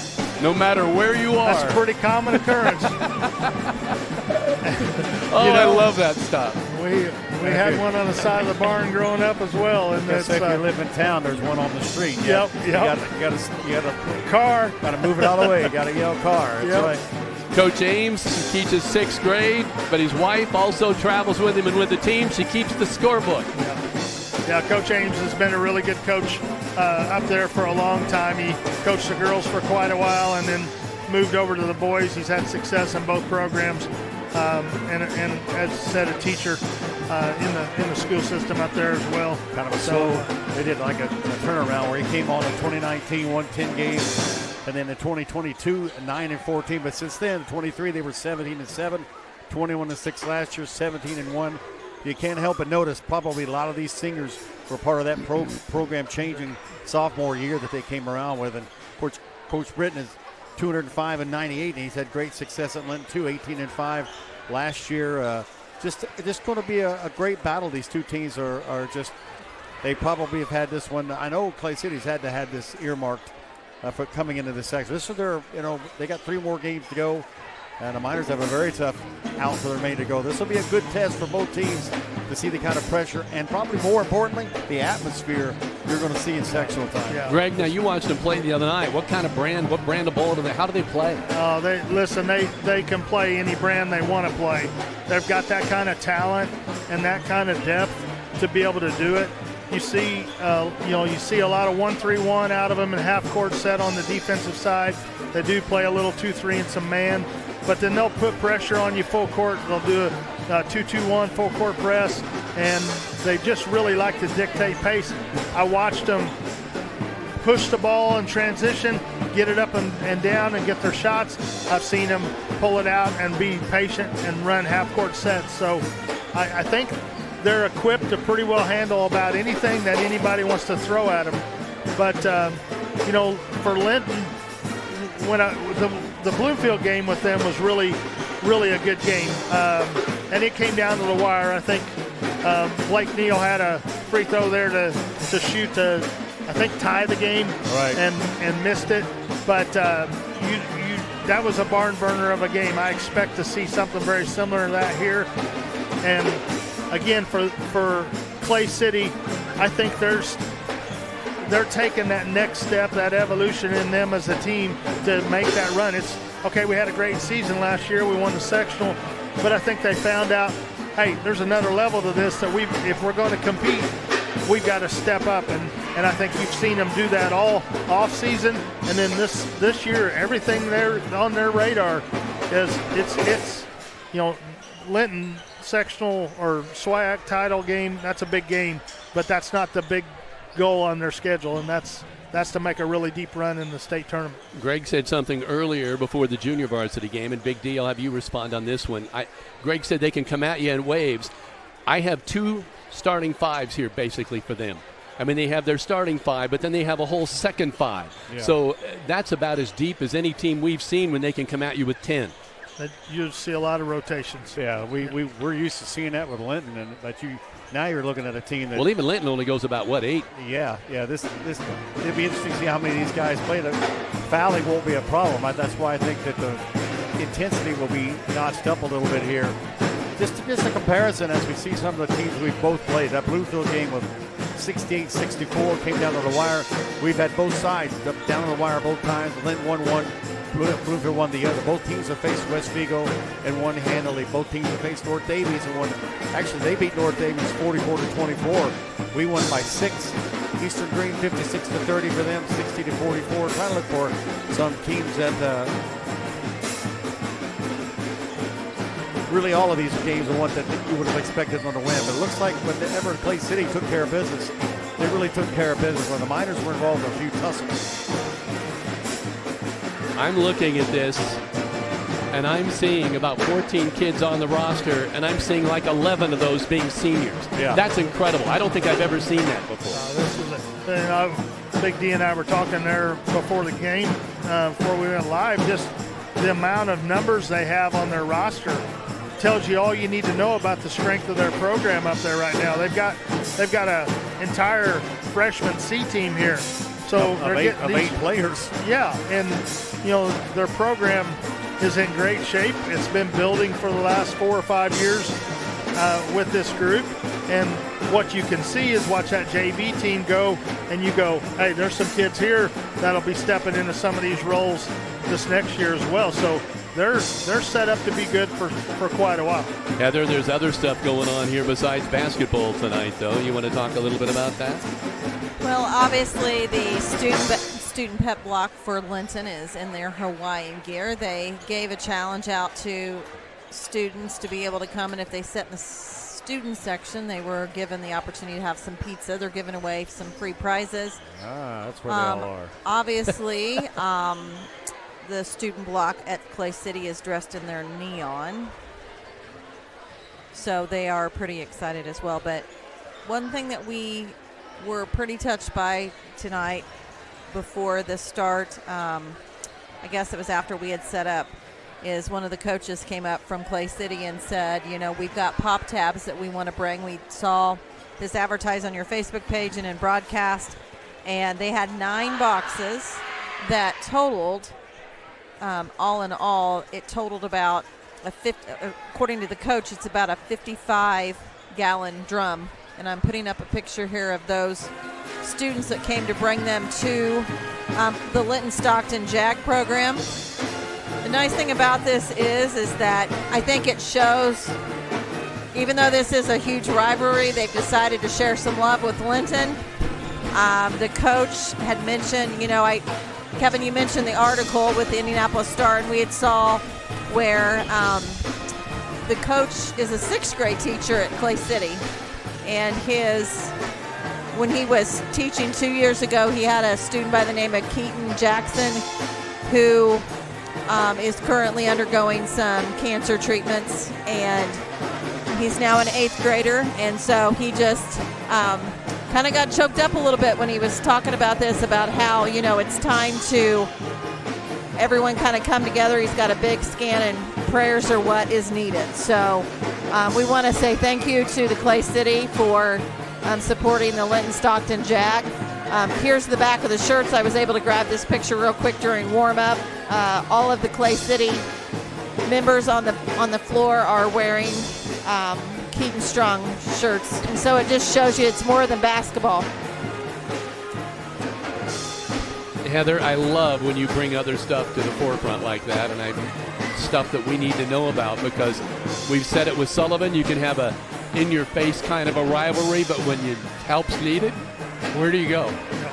And it happens again here tonight. And we want to mention, I've got the graphic up on the screen, the JAG Club, which is Jobs for America's Graduates. Haley Franklin and her classes are collecting pop tabs through February the 28th, so you have until next Friday. So we decided to partner up with her, and Haley's one of my dear friends, and so we reached out to some of our Minor Pride sponsors that have locations in Linton and Sullivan to be kind of a drop-off. So if you can't bring your pop tabs to any of the remaining home games, which would be this Friday against North Central and next Friday the 28th against Evansville Central, you can actually take them to the Indiana Farm Bureau office in Sullivan, which is Alicia Cornelius, or the Indiana Farm Bureau office here in Linton, Jathan Wright, or you can stop by the Crane Credit Union Linton branch only and drop those as well. I have had some people that have reached out to us personally tonight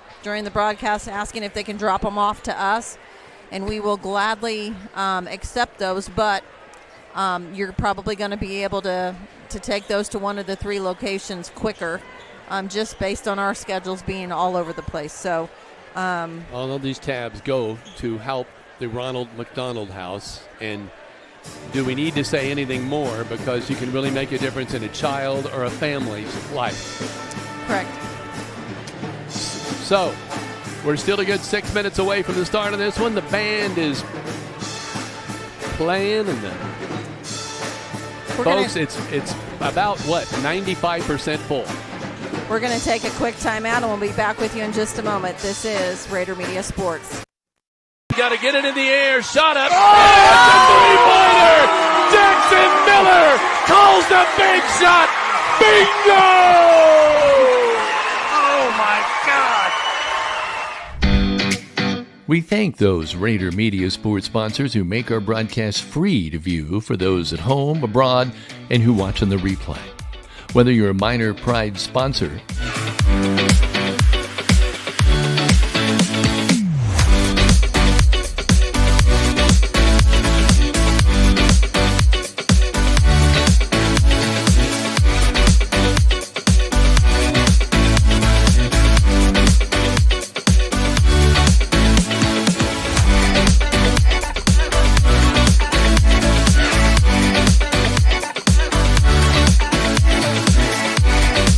a One Sports sponsor, or simply appear as rotating banner sponsor, Raider Media Sports helps to promote you well beyond the broadcast.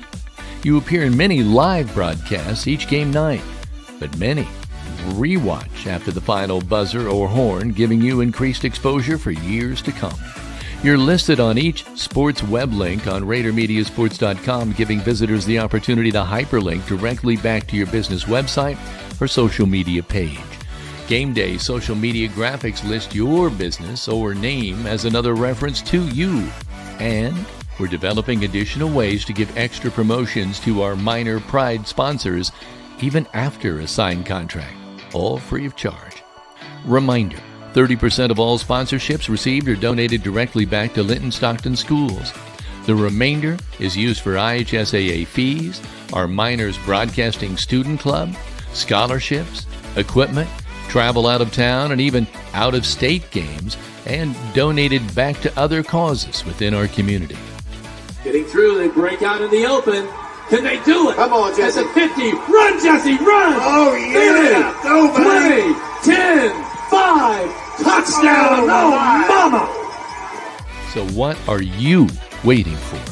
Sponsorships start as little as $100 a season, which includes regular and postseason play. Let us help get your business, organization, and family name before thousands through dedicated social media marketing. Raider Media Sports prides itself in hard work and professional coverage while providing night in, night out work for all things Linton-Stockton.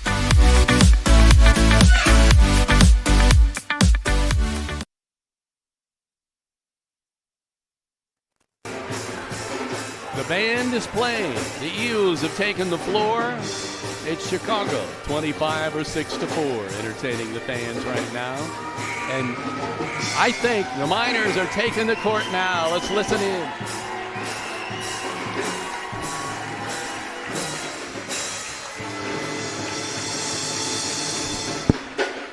We're still a good 2 minutes, 45 seconds away from the start of this in the second half. Kevin, I'll say this. Not only is, I think, Clay City, as Greg pointed out perfectly, trying to take the next step. One of those big steps is the Miners have won 10 straight over this Clay City program, and they've won by double digits most of the time. Last year, even that score was 63-47, a lot closer. You go back to 2013, that's the last win, and it was a 1-point win for the Eels, and then they won by 3 the year before that. So I think this is a step up that ladder to get to that next level. Yeah, there's no doubt about that. And plus, Greg, I think this is second season type atmosphere here. When you get ready to play in the postseason, this is it. Absolutely. It's electric in here. There's a huge crowd here. They're both going to be really boisterous for their team, so a lot of energy in the building. I think Miners, they're going to have to figure out a way to keep Edwards off the board and Tucker kind of keep him under control. But Wyram's big on threes, and I'll tell you, the one kid that kind of impressed me in the games I saw was Wyatt Johnson. He's just their motor out there. He kind of gets things where they're supposed to be and does a good job of playing defense and putting pressure on the ball. So it'll be interesting to see what kind of pressure he's able to put on Miller for Linton. My question would be, how important... Hold on here. We got to take a really quick timeout. We'll be back in just a moment. This is Raider Media Sports.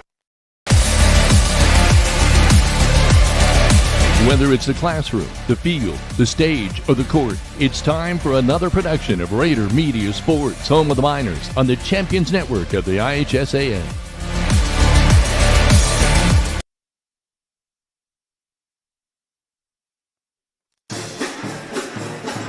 Big D, we cut you off. Well, no, I was just going to say how important is a good start in a game like this. I think the first 3 minutes just weathering that extra juice you got flowing in, the adrenaline going. I think once it kind of settles down, that'll be interesting. But I'd say both these teams will make some runs at times. Right. How each other adapts and responds to that's going to be huge. How the game is called, too, by the officials. If they let them play a little bit, or we get into foul trouble. Like we say, Clay City goes deeper, it feels like. This place is about to start rocking. Yeah. Getting ready for the national anthem.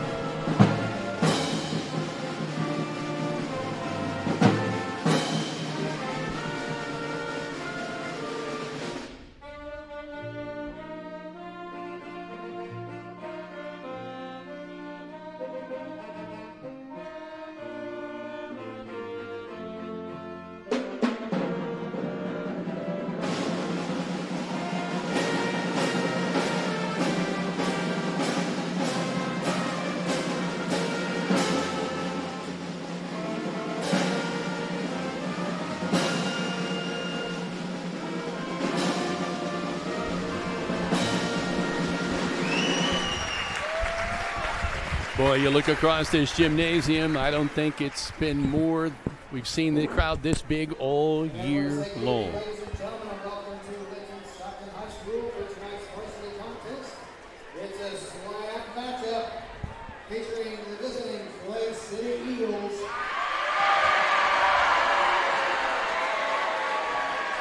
and your Linton Miners.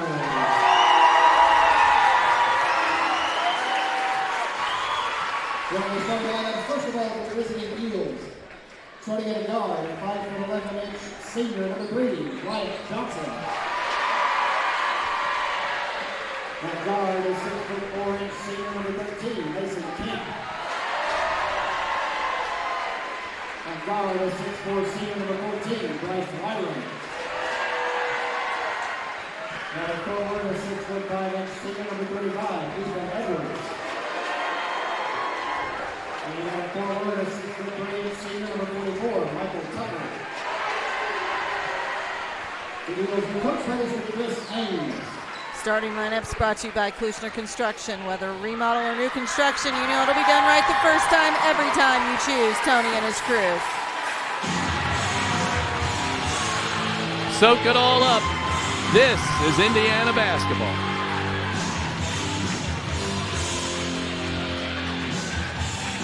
And now here's the starter for your Linton Miners.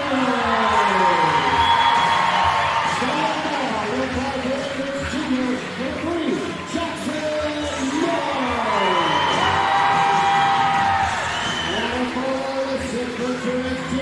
Number 2, Cooper Smith.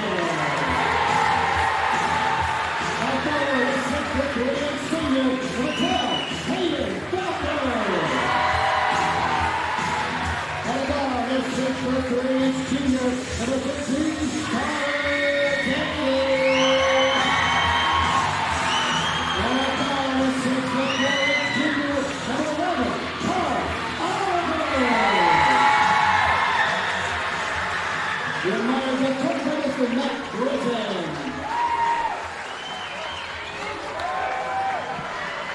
This first quarter brought to you by Key Associates of Linton.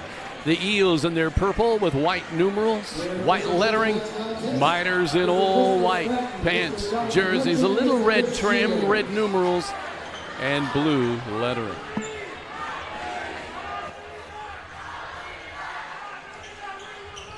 They've talked about this game all year. People have asked us, when do you play the Eels? When do you play the Eels?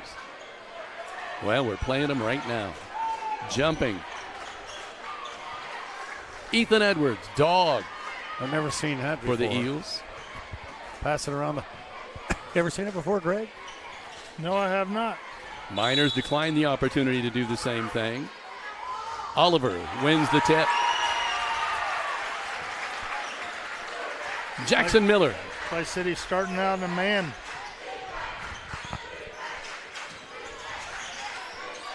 Sliding off on him is Mason Camp. He gets it back to Daly. They quickly try to double team him. Hook pass over in the corner. Miller. Jackson will bring it back out.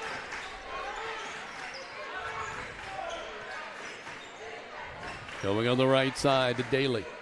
Paul Oliver. Cleared it out. Guarding him. Edwards. What was the call there? He traveled. I looked down just for a moment and traveling call. First turnover of the ball game. Oh, there you go. Going all alone. Right hand side, up and good.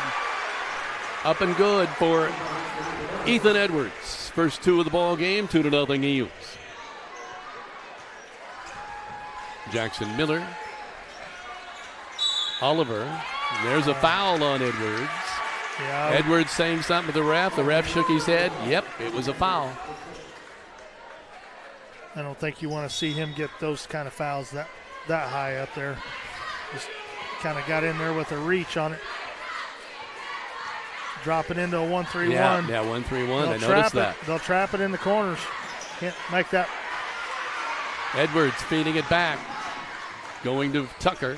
Now out on top, Wyram. Going over on the left-hand side, Wyatt Johnson. Gets a step. Off the glass, no good. Daly with the rebound. He is hammered out of bounds. They're going to give the ball to the Miners. Wow. If they're going to let that go, it's going to be physical tonight. I see the comparison you have with Johnson and Miller. Yeah, they're just back in that 1-3-1. Hard-nosed kids, play hard. This is that. Cannot hold the ball. You got to move it quick.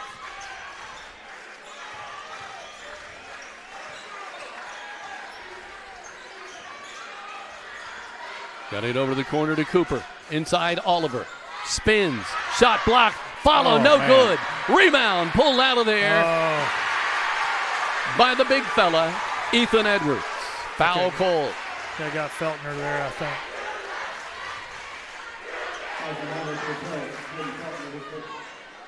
The pep block for the Eels yelling out, "You can't do that."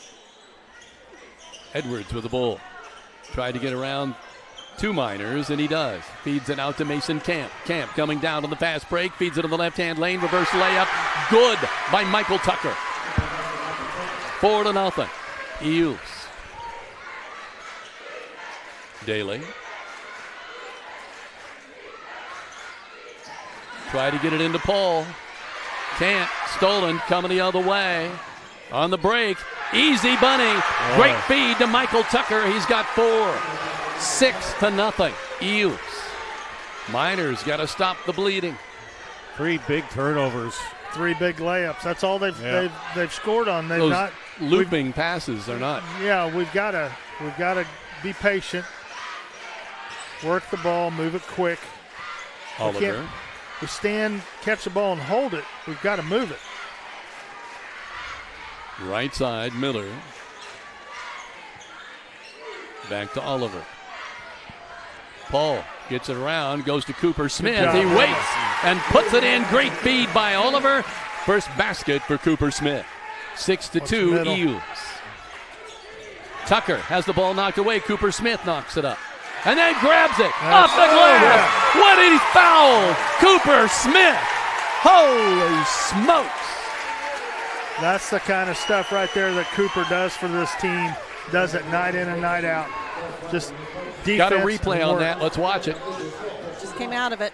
Just came out of it. I'm sorry, Greg. Go ahead. No, he's just always doing the little things.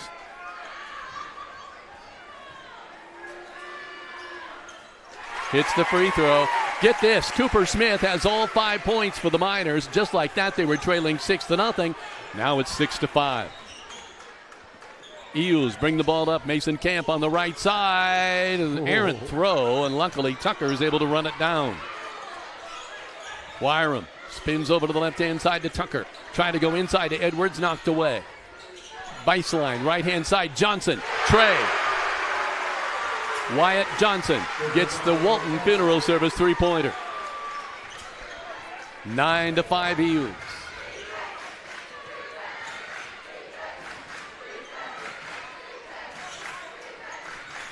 Tipped pass, controlled by Miller. Daly. Oliver goes around one man, off the glass, no good. Oh, goodness. Oh, they called a charge. Unbelievable. Great play by Wyatt Johnson. He gets up pumping his fist. Foul on Paul Oliver. I would hope Paul will continue to take that to the hole like that. I'm not sure. You know, it's one of those that go either way, but I felt like he was up in the air before. Yeah, and he's right under the basket. Yes. I don't know where that. But Feltner goes out. Jake Rose has come in. Miners in that 2-3 zone. Working over on the left side, Wyram. And they get it to Edwards. He has the ball knocked away. They run it down. Now a host of people have the ball, and Jake Rose comes up with it. Connor Daly sweeps to his left, feeds underneath, shot up, no good by Cooper Smith, but he'll go to the line and shoot a pair. He was fouled.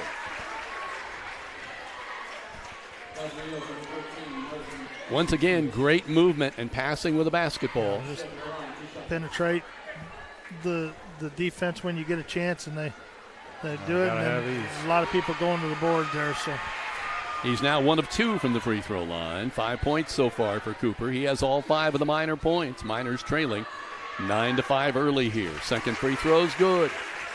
6 points for Cooper. 9-6. Miners going to drop back into 2-3 now. Wyatt Johnson with the ball, working on the right side. Camp back to Johnson. Left side, Wyram.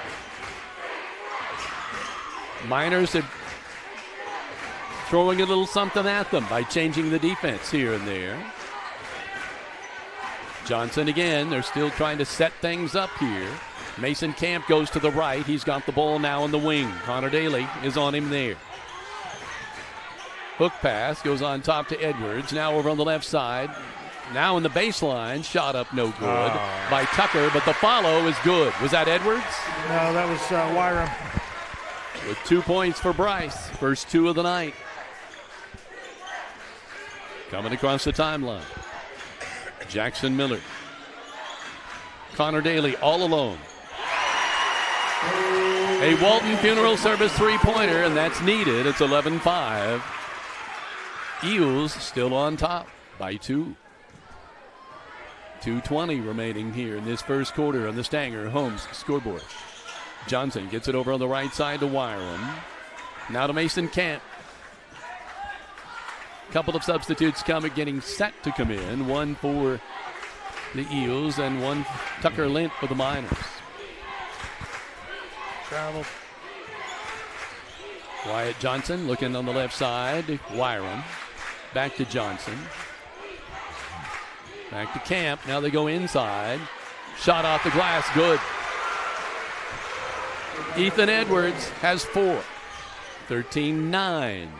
Clay City on leading the Miners. Edwards is he's a load.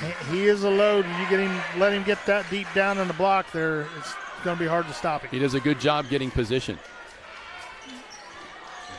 Miller, Oliver fakes the shot, stops, has his shot blocked, jump ball.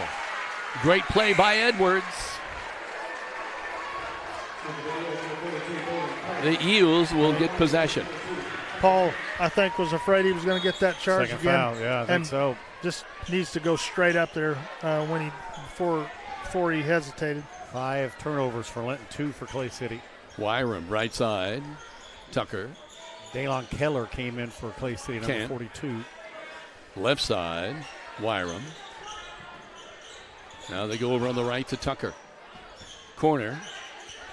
Nice move with the ball, but they kick it back out. There's a jumper up by Wyram. No good. Rebound. Tipped up by Tucker Lint. Tipped away from the potential rebounders for Clay City. And the Miners, with 44 seconds remaining in the first quarter, see what they can do with it. They go to Connor. Daly, a floater in the lane. No good. Loose ball. Picked up. Off the glass. Daly with a follow. 5 for Connor Daly. 13-11 Eels. Shot left side. No good. Jake Rose with a rebound. Miners have 25 seconds to see if they can tie this or take the lead. Jackson Miller at the logo. Working on the right side. He's picked up by Wyram. But now they come up in order to trap him, and they call a timeout with 10 ticks remaining to talk over the last shot of quarter number 1. So, on the Stanger home scoreboard, it's 13-11. Eels leading the Miners. This is Raider Media Sports. Rick Krine's Auto Detailing is the place to take your car, truck, or off-road vehicle for complete auto detailing and cleaning, and a ceramic coat that'll make it shine. Call Rick at 812-201-9551. I'll make it shine like it's mine.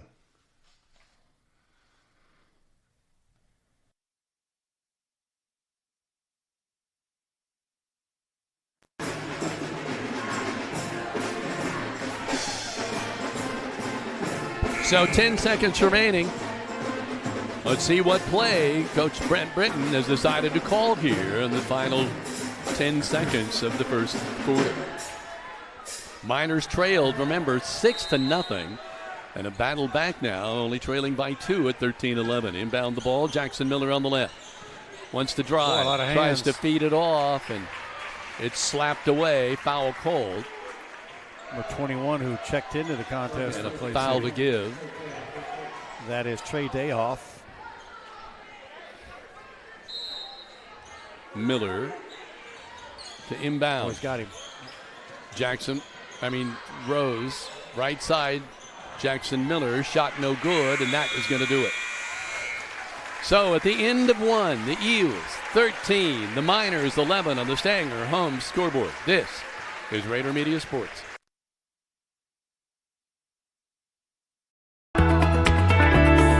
After high school, I worked in a couple factories, and then my dad convinced me to go to the apprenticeship program. As I have pension, I have health insurance, I have an HSA, am paid while I'm learning and training, like being able to see what work I've completed. They'll be able to go to school and get paid while they go to school, still receive a college degree, and they'll be making a great career salary-wise once they finish.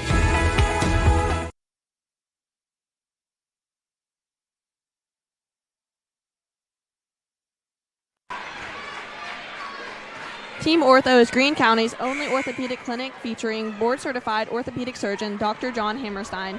Team Ortho also has led athletic trainer Jed Arsenault, who works with Linton-Stockton student athletes to help minimize the risk of injury. Call Team Ortho today at 812-847-3381. Greene County General Hospital, our family caring for yours. We should say who that is, Heather Brooke. Student assistant Shaylie Killion has joined us in between band. She's running some camera, doing some ads. So you'll be hearing her voice throughout the broadcast. Good job. Quick point, 83.3% shooting from inside three, which means Clay City's getting points in the paint, which is 10. Miners heavy three-pointer shooting, only have tried 2 tonight. Those first 3 baskets were layups off of turnovers. So first quarter, about what you would expect out of these two teams. There's going to be a grind all night. Reuben Goodman has come in, who's usually very good at being able to move with the ball. Jumper floating over on the right side. It's blocked. The second shot's blocked. Carson Daly comes up with it. They called a foul. Or Connor Daly. Zane Killer in the contest, 24, was involved in that play. That first shot. Dalen Keller with the foul there. Feltner stepping to the line. Hayden, I believe, has yet to score tonight. This will be his first opportunity to do so, and he does. 13-12. It goes to show you how busy and packed this gym is when we cannot get a clear camera view to most of the gym. And it's awesome. Feltner waiting for the ball. Hits them both. And it's 13-13. Boy, the Miners have battled back. Let's see if they can do something with it. Wyram with the ball on the left side. Miners back to the man for man. Working on the right to Keller. Tries to go inside to Edwards. Oh, he spins right into Oliver and badly misses the shot. He didn't see Paul Oliver back there. Good defense from Tucker Lent on that, too. Reuben Goodman, shot off the back iron. No good. Wyram bringing the ball up.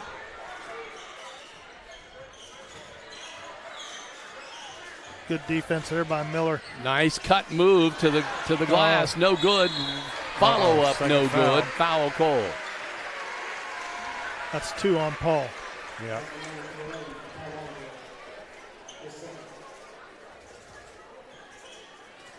It's one of those where we've got to block out from the perimeter. We're turning around and their wings are coming in.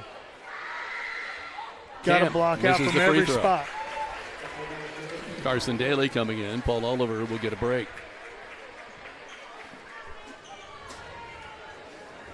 Paul doesn't have any points. Cam. Wow. Misses both. Wow. The follow. Unbelievable, but it won't go down either. Edwards gets it.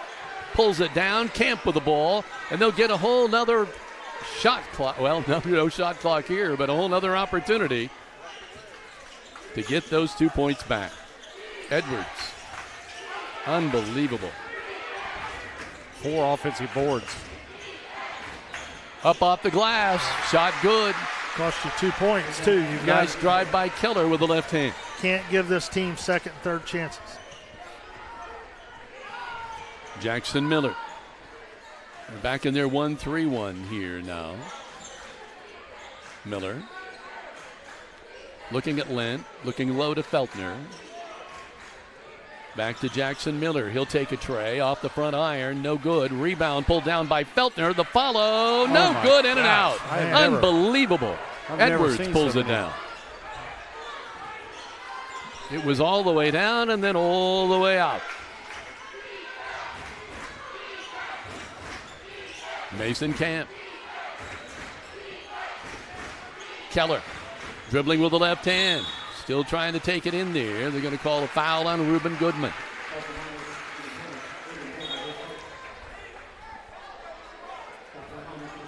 Cooper Smith coming back in the game. Lent going out. So right now is Reuben Goodman the tallest man on the floor for the Miners? I believe so. A smaller lineup than we're used to seeing here. They're trying to post low. Boy, that could have been 3 seconds, but nothing called. Mason Camp had 1 foot in the lane the whole time. Had Miller on his backside, too, and that was a mismatch you don't want to get very often. Not a lot Jackson to do down there. Daly, Goodman. Pass tip.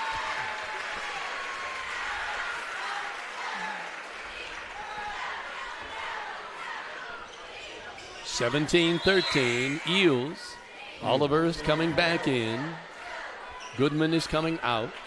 He can't pick up that third. He's got to play smart. Yeah, this is a big spot here. Paul's got to be smart. Zane Keller, the 6'5 senior, is over there in part. Nice feed to the baseline. Shot up, blocked. Coming the other way, flying the other way is Keller. He's going to take it to the cup. You know he's not going to stop. 4 for Keller. 19-13, Eels. You got to find some offense. Right now they're having trouble just penetrating the zone. Oliver. Soft jumper in the lane, no good. Rebound, Feltner can't control, and it's on the ground. Travel. He tried to call a timeout. Whoa, now wait a minute. No. One ref says a travel, the other one says timeout. Other one standing over in front of the coach. Overruled that. Oh my, they say the timeout will hold. 4:21 to play in this first half. 19-13 Clay City on the Stanger Homes scoreboard. Century 21 Sheets agent Corey Motter specializes in getting top dollar for his clients. With a proven track record and personalized marketing strategies, Corey strives to make selling easy and stress-free. Get the results you deserve and close it with Corey. A special thank you to everyone who came out to the Marsh Madness Sandhill Crane Festival, hosted by Friends of Goose Pond in partnership with Goose Pond Fish and Wildlife Area. See you next year. Thank you very much. This is a dangerous part of the game for the Miners right here because Clay City can get away from you really quick. They did it against North Central last week. It was 0-0 with 6 minutes in the first quarter, and it ended up 20-6 at the end of the quarter. So you've got to be doing the little things down here on defense, get the ball back so you can come down here and get a good shot. 7 different Eels have scored, too. Wyram hands it off to Keller. Back to Keller, now on the right side. Wyram, jumper in the air. Trey. That was 5 feet behind the line. Walton Funeral Service three-pointer. He has 5. 22-13. The Eels by 9. Daly. Right side. Miller. Jackson starts to penetrate, pulls back. Connor Daly. In the lane, kicks it back. Oh, my gosh. Traveling Colt. Hesitancy to take the shot. I thought Jackson had 2 looks there. Coach Britt not happy with the call. That is the Miners' 7th turnover against just 2 for Clay City. I think he's probably still steaming about that timeout. There's a shot off the back iron. Rebound, though, by Edwards. And a foul. The dog gets his 6th point, and he'll go to the line. Offensive boards are killing us right now. That foul was on Cooper Smith, his first. Right now, the Eels are definitely playing their game. The Miners have not been able to get any rhythm yet at all. Oh, gosh.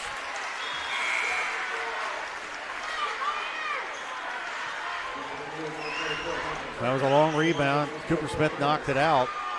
Oliver tried to knock it back in. Feltner has gone out. Who has come in? Jake Rose. I think Rose is in. 3:17 to play. First half, the Eels have had it all their way here in this second quarter. Wyram with the ball, out on top, Keller. Gives it back to Wyram.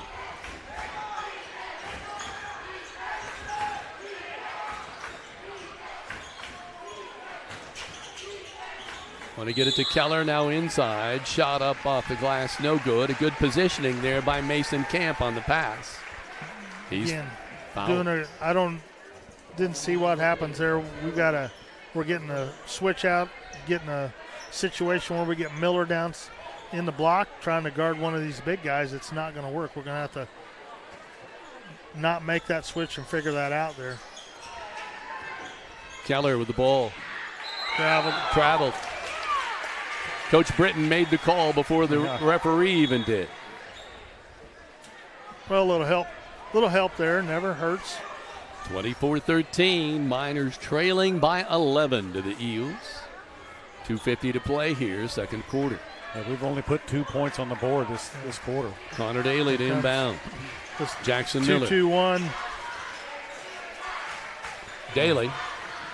Cross court, Oliver. Corner, Jake Rose. Tray on the way. No good. Rebound pulled down by Daly, but a foul is called. Yeah. I think they called it on Mason Camp.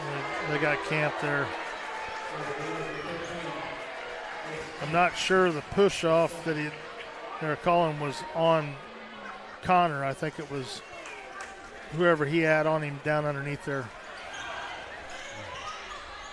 Ball inbound, Rose. Right side, Oliver in the corner. Gets double teamed, now triple teamed, loses the ball.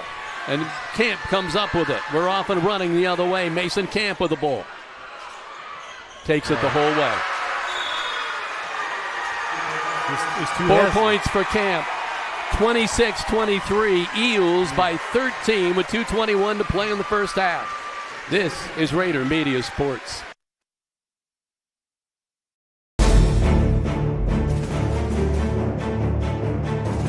Whether you're looking to purchase or sell a home, the opportunity is better than ever. Take advantage of the falling interest rates. Real estate provides the highest returns, the greatest values, and the least risk. The best investment opportunity will not fit into a safe deposit box, but you can live in it. Go with the tradition of trust. When you are ready to buy or sell, call me, Michelle Stanger at Stanger Homes at 812-219-2307 and start packing.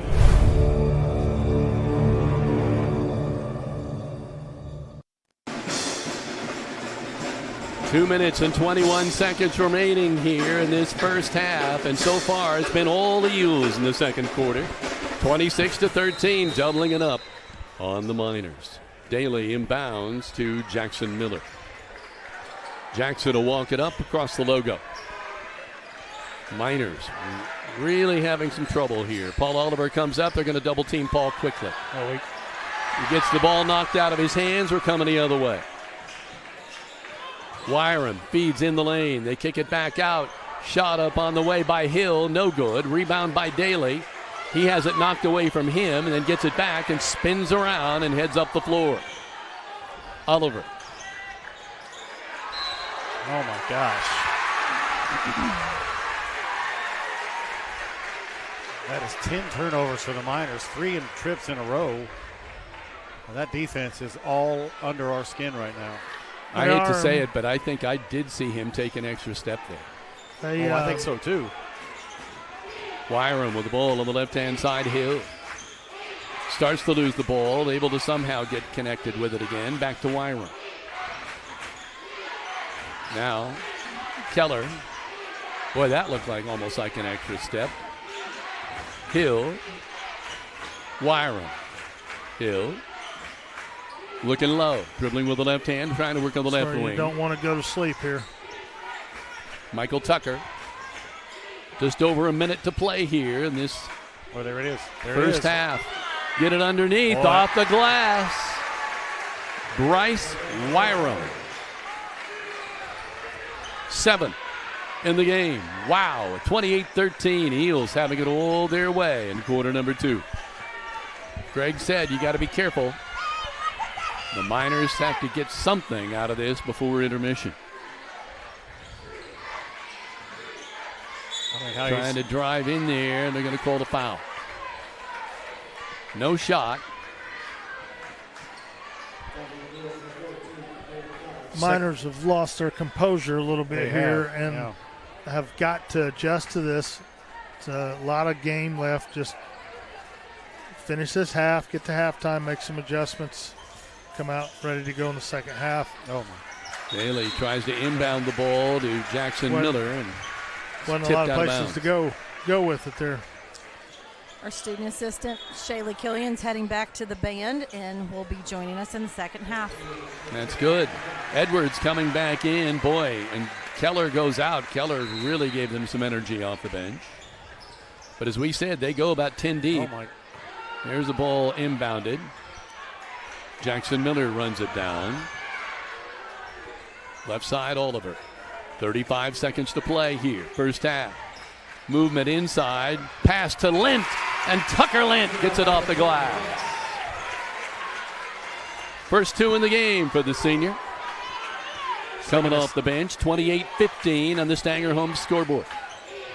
Double coverage in there, try to go underneath here to Hill. Back over on the right side now to Keller. Keller on the left. Hill.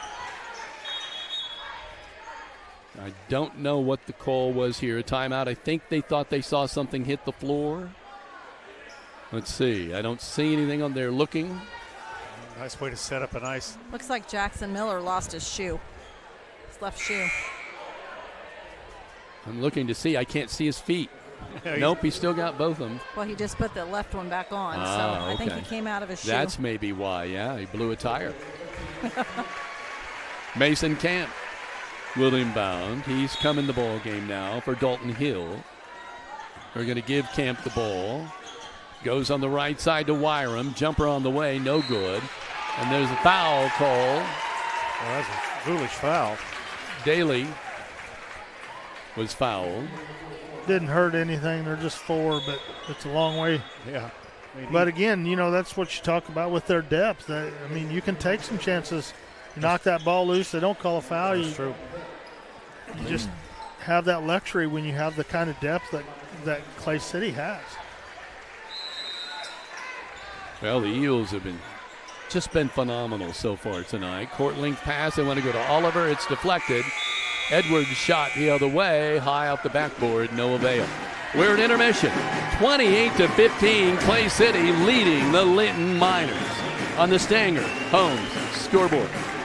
We'll be back with a halftime show when we come back. This is Rader Media Sports.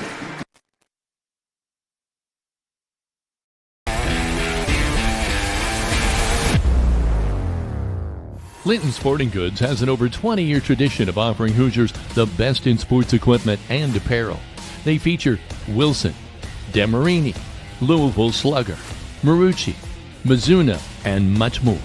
Get ready for any sports season by shopping at Linton Sporting Goods on Highway 54, where the winners shop.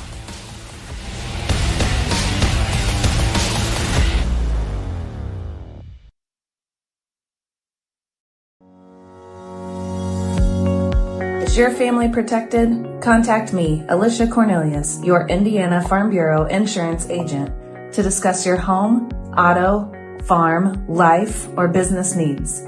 It's not just about protecting my family. Let me help protect yours too.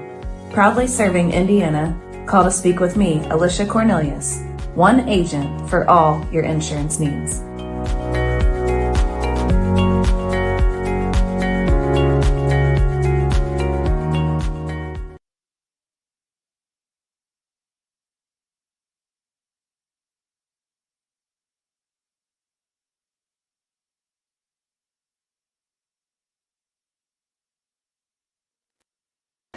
Welcome back. We can look at some of the preliminary scoring before we hit it over to Big D here with some stats in this halftime show. Connor Daly with 5, a tray and a basket from the field for 5 points. Hayden Feltner, 2 of 2 from the free throw line for 2 points. Cooper Smith coming away with 2 field goals and 2 of 3 from the free throw line for 6. Tucker Lint with 2. Miners 4 of 5 from the free throw line for 15 points. The Eels, 28 points on the books here at intermission.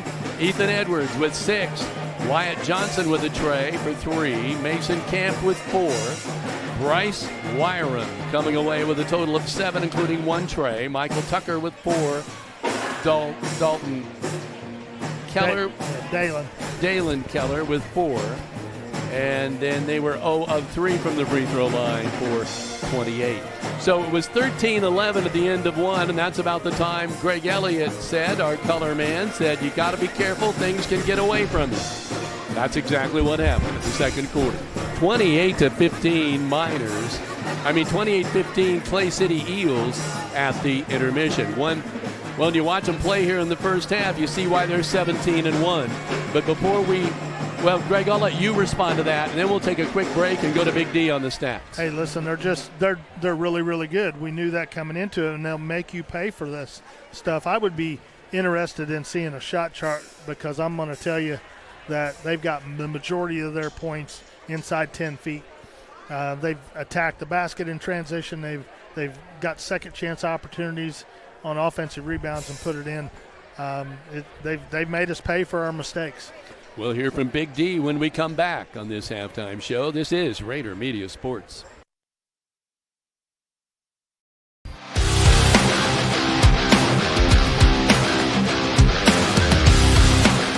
My name's Gary McBride. My favorite memory is the bus rides on the way to games. I've been playing since 2nd grade. My name's Hayden Feltner. I've been playing since 2nd grade. My favorite basketball memory would be our state run 2 years ago. My name's Tucker Lynn, and I've been playing since 2nd grade. And I'm just really excited for a deep postseason run because I think we have a lot of hope and we see a lot of bright future for this team.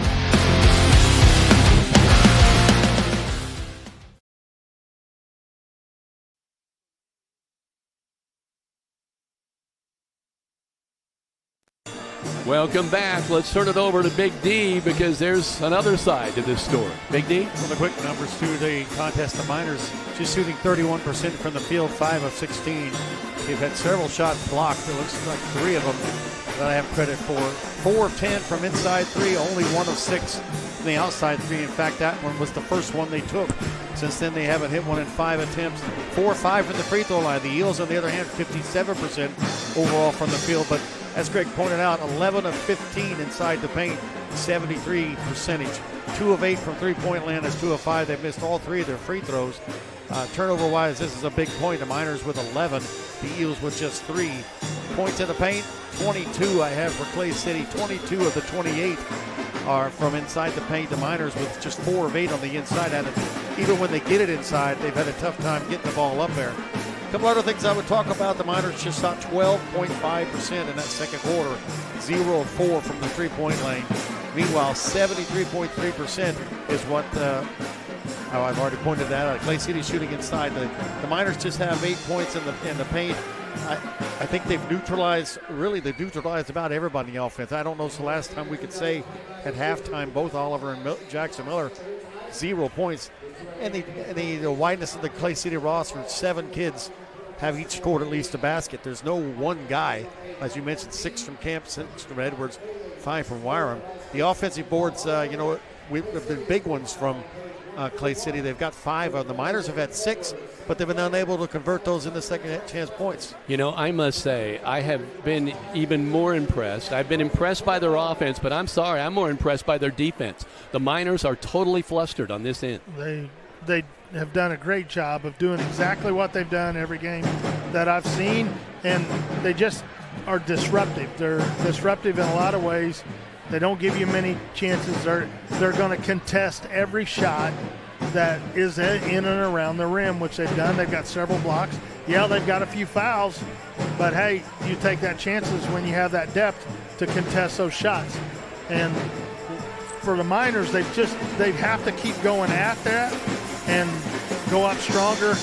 I'm going to be real curious as to how we come out in the second half mentally. You know, it's very rare that we've had a quarter like that. 15-4. We were confused all to beat everything. Yeah, just and a lot of body language. It was bad body language when you look at it out there on the floor, and you've lost your composure. You're looking for answers. You're not finding any. They need to settle down. Come out in the second half. It's a 13-point lead, but we know they can play lockdown defense too, and we know they can be scoring. But this game here, they're going to have to shut this down and pull this lead back and kind of turn the tables, or this will get out of hand really quick. I don't think you can rely on this being a 3-point. That's going to get you back into it. I think we're going to have to challenge it on the inside. Yeah. However, Paul can't get foul number 3 right off the bat. We're going to have to charge into that lane and make some things happen. Well, it's 28-15 at the intermission. I do want to take a moment for a personal note. I have 2 daughters who are watching this show tonight in very different places. My oldest daughter, Allie, in Minneapolis, Minnesota. Jeez. And my youngest daughter, Lana, watching in Fishers, Indiana, and I think it might be the first time they've seen us this year. So I want to welcome both of them to this show, and you can see what Dad and Heather have been up to. We love you both. But it is intermission. Let's take a break here. It's about 1:40 to play now in this halftime. 28-15. Miners come out and take the floor. We'll be back with the second half when we return. This is Rader Media Sports. It starts well before the lights are turned on. The grill at the grill is fired up well before the front door is unlocked and the first customer ventures in. I've been coming to the grill for 30 years. It's the best restaurant in Greene County. It's a Ling tradition that's lasted over 100 years and the same family for over the last 40.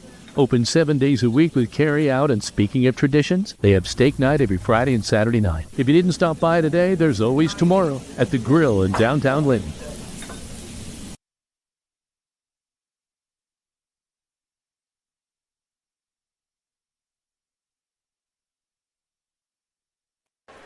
We've talked so often in watching games about how crisp the passing is. The Miners just have not been able to get anything going really substantially on offense.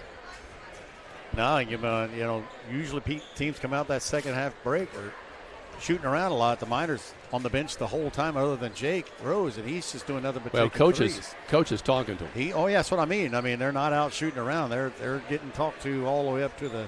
And I do find it interesting that Jake's. Seems like he's doing a lot of personal work out there.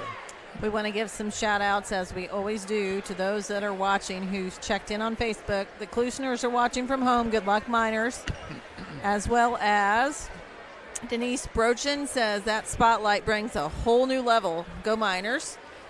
Also to Kay Sullivan says, watching from home, proud of our Miners. And Lisa McKee says, watching from home tonight, let's go Miners. And we are joined once again by our student assistant, Shaylie Killion. Yay, Shaylie Killion.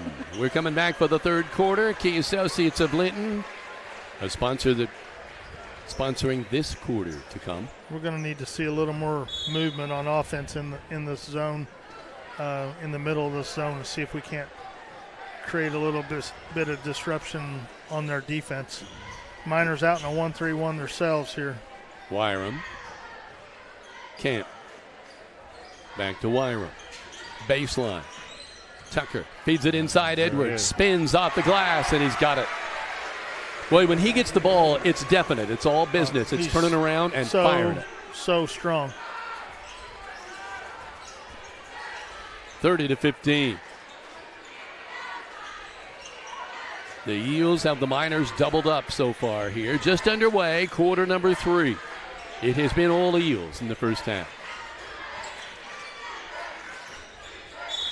Jackson Miller tries to make something happen over there. There's a whistle. It's a foul on Wyatt Johnson. Wyatt didn't play a lot that first half.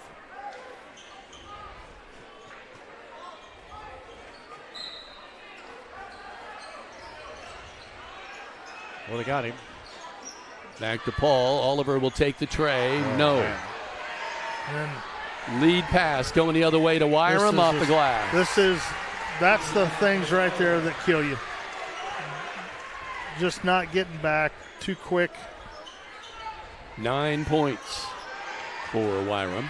Oliver with the ball. Goes right side, Connor Daly. Walton Funeral Service three-pointer for Connor. He has 8. 32-18. They try to go inside to Edwards. Ball knocked away by Oliver. Miller across the half court. Working on the right side. Daly. Again, as Greg pointed out, they're in that 1-3-1. And the Miners having trouble picking and choosing what to do with the ball here. Get it back to Paul. Connor. Paul tried to go to the corner there. Tipped out of bounds by Camp. Boy, I'll tell you, if a ball gets loose anywhere, they are going after it. Yeah. Jackson Miller.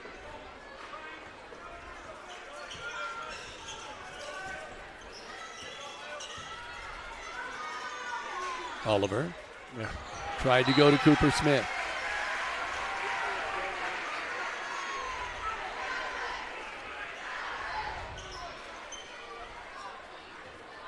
Clay City's also taken the Miner crowd out of this. I mean, there's nothing for anybody to cheer about right now.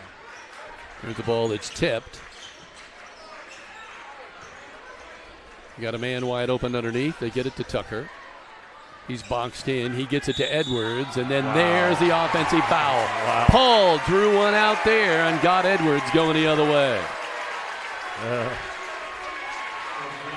We'll take that. And, of course, they're all going to huddle around the referee to discuss it, but it's still a foul on Edwards. Paul's very good at that play. He's done a good job at that with a big guy like Edwards. Trey on the way. Good. Jackson Miller gets his first three-pointer of the ball game. Oh, no. Bailed him out on a foul call there because he was out of control. If that's on Oliver, that's 3. It's not, I don't think. No, they've got Cooper Smith. Yeah, he went flying down the court.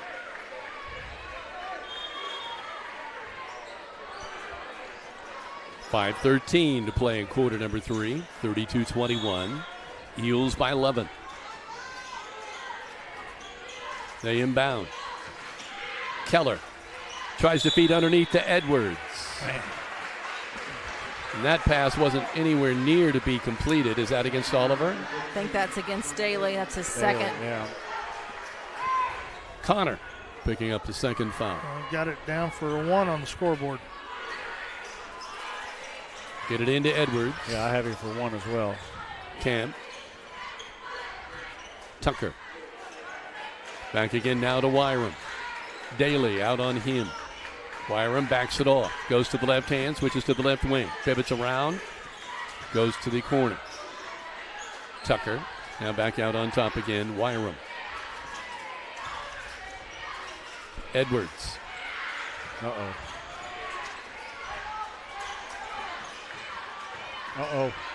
There, out of bounds. Boy, Paul used his shoulder there and got away with kind of helping Tucker out of bounds. Yeah, that was dangerously close. So, in fact, their coach, I could read his lips from here. He said, that's a foul. 4:37 to play in the third quarter, 32-21, even from my Bob Euchre seat on the Stanger Home scoreboard. This is Raider Media Sports. If you need excavation work, then you need to call Hall's Excavating. They do site work, utilities, septics, and land clearing. They even offer drain camera and cleaning. Call Hall's Excavating in Linton at 812-699-0200. Call Brock Anderson Construction for your home repair and building needs. With over 25 years of experience in the construction field, he strives to have you come home to quality. Call Brock at 812-798-5583, and he says, go Miners. Good job. Shaylie Killion, Big the point. junior here at Linton High School. Big point right here. We got it down to 11. If we can get it under 10, get some momentum going our way.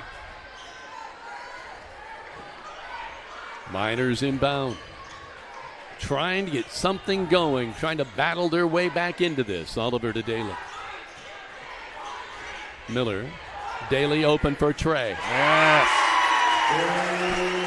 11 for Connor, his third Walton Funeral Service three-pointer. The threes are heating up. Oh, almost stolen away there by Miller. They get it back to Camp. Camp going underneath to Edwards. Shot off the glass, good. He is a beast. Yeah, Paul didn't want to foul. 10 points there for Edwards. 34-24. Miners trailing by 10 to the Eels. Oliver. Daly. Back to Paul. He'll take the tray. Wow. 1, 2, 3, 4 trays in the second half. A Walton Funeral Service tray for Paul Oliver. 34-27. Leave it to me to say don't rely on the threes, and we hit 4 in a row. Need to get a stop. Shot right side. Rebound. There's a foul on Edwards. I didn't see Edwards commit the foul, but I saw the body flying the other way. I think they're going to substitute for him now. Yeah, that's 3 on him there. Keller's coming in. Edwards is going out. Thing is, Keller's done a nice job too, but this guy going out now, and let's see what we do with him on the bench. Yeah. See if they stay in the zone or if they switch to a man-for-man now. Looks like they're going man-to-man. Jackson Miller, Daly. Oh, feed underneath. Tucker Lent, and in one. Good 4 ball. points for Tucker. He'll go to the line. Great job by Connor there with the penetration into the lane and draw that defender up. Left Tucker there all alone. You drive that lane, good things happen. That's the 3rd foul as well on Mason Camp. He's got 6 points. Tucker hits the free throw. Miners cut this back to 4 here. 5 for Tucker Lent, 34-30. Unbelievable. The Miners battling back now. Ooh, real close to a traveling call there. Jumper on the right-hand side. Oh, you got him. Oh, yeah, Paul. That was a foul. He's close to getting teed up. That was clearly a foul. The official's talking to him.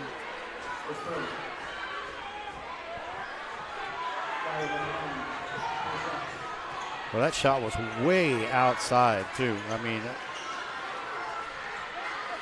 Wyram will have 3 shots, and he almost at the scorer's table when he took that shot. That one's good. That's, by the way, his first free throw of the game, but he has now 10 points in the contest. Now that's their first hit free throw. They're 1 of 4.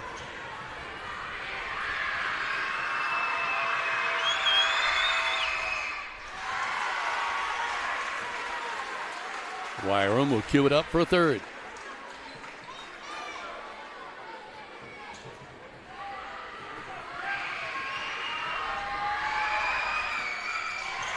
Hit it.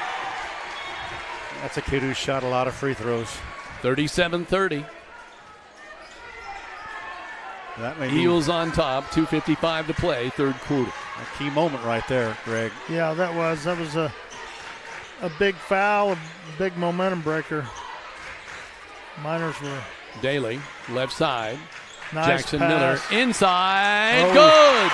Thought he short-armed that for just a minute. Yeah. Jake Rose. 37-32, 2 first 2 for the freshman. 4 assists for Jackson Miller. You'd expect that. Trey on the way. Oh. They left Mason Camp all alone, and he made him pay. 7 for Camp. And the first Walton Funeral Service 3-pointer, but Tucker Lent comes back the other way. This game's going up and down the floor now. 7 for Lent. A little better pace. Keller out on top. Nice pass. Shot up, no good. That's a good foul, though. Zane Keller will go to the line. Foul, I believe, on Jake Rose. Yeah. Paul was down there, and he kept clean out of it. But that's just the first foul on Rose.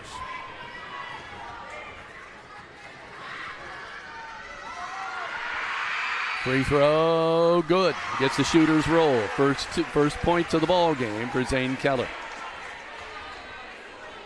41-34. Eels on top. This 3rd quarter is so far, at the start anyway, seemed to belong to the Miners. But the Eels have battled back. They have answered. 42-36. They lead by 8.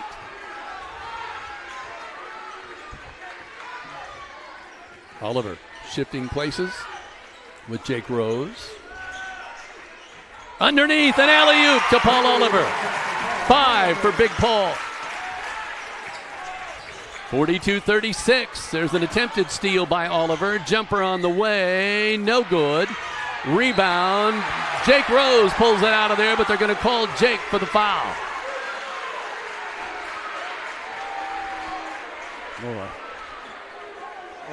Boy, I don't know how you call that one. I don't either. You're all battling for the ball inside. Mason Camp will get to the line. Getting a little chippier. Well, they've made their money from the line in this quarter. 6 of 9 overall now. He hits the first one, has a total now of 8, gunning for number 9 now.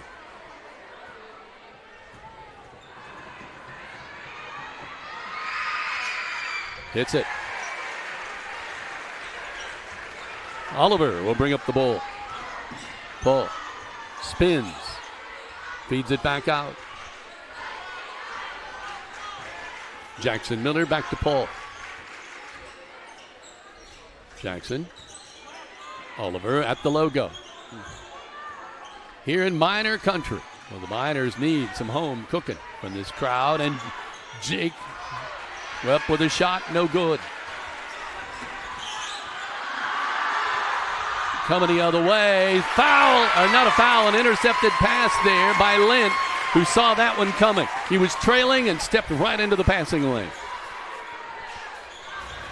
Trey on the way, no good. Rebound, hard hit. Saved in, Lint gets it. Comes up, goes up for the shot, and he's decked. Foul called. Tucker Lint gets knocked down over here on the very end of the Linton bench. Runs the length of the floor to get in front of that pass down here. Great effort by him just to get back into the play after getting knocked down on this end. Second foul on Tucker. On Michael Tucker. Jake Rose goes out. Paul Oliver goes out. Feltner has come back in, and Reuben Goodman has come back in. 46 ticks remaining in the third. Jake took a pop to the nose with the ball. Yeah. Tucker Lint hits both. Lint goes out. Crowd gives him a nice hand over there, and he deserves it. 44-38, 6-point game. Eels will inbound after they get some perspiration cleaned up off the floor. Well, that ball right off of Jake's face, and he kept right into play. I'll give credit to the Miners, though. They've come out and fought. They got themselves right back in this contest after that first half that wasn't very good. Like well, specifically the second quarter. Yeah, the second quarter, yeah. So there's that's blood. Little blood, yeah. I'm guessing. I don't know whether that's his nose or if it's his face. Looked like his upper lip or nose there. Yeah. So here we go. Jake's got that towel up on his chest. Yep, wiping his nose. That's what that's from. 42 seconds remaining, third quarter. 44-38. What are the Eels going to do? Over on the left side to Mason Camp. 30 seconds remaining in the third. Wyram. Back to Camp. Boy, you can sure tell that there are about 10 seniors or more on this team. Yeah. They just know. Oh, great steal there. Jackson Miller comes up with it. Left side, Daly. Back to Miller. Connor Daly wants it. Oh, gosh. Shot no good off the iron. Feltner will turn. Oh, and off the back iron again. That was it. Unbelievable. We have 8 minutes remaining in this ball game. It's 44-38. Clay City on top by 6. But stay tuned. This is anybody's ball game on the Stanger Home scoreboard. This is Rader Media Sports.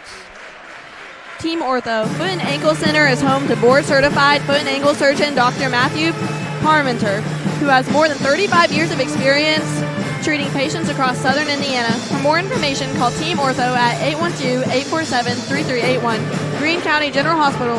Our family cares for yours. Crane Credit Union supports area schools and wants to encourage every student to do their very best. With youth and teen accounts, students can earn $4 for every A on their semester report card. For more information, visit your local branch or find out more at cranecu.org. Proud to be your hometown grocer, Save-A-Lot encourages you to switch to their brands and save. This week, 2 of their feature specials include boxed Cheerio cereal favorites for $3.99 and 2 for $9 Pepsi 6-packs. Remember to shop the Dot to save a lot. Good job. Oh, I missed it again. I wanted to say shop the Dot and save a lot. The Miners put up 23 points in that quarter. Well, Edwards went out, and the floodgates kind of opened for the Miners, but then the free throw line saved them somewhat. In that. 7 of 10. Edwards is back in the ball game, by the way. And how many fouls does he have? 3. Oliver with the ball out top. 44-38, 6-point advantage for the Eels. Oliver loses his dribble, gets it over to Miller, back to Paul. Daly, Oliver. Back to Daly. Miller.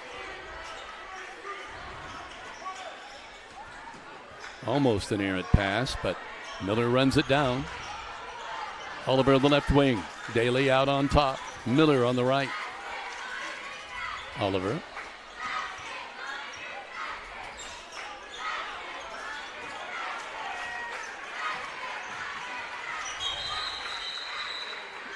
Ball trying to get the ball in to Smith.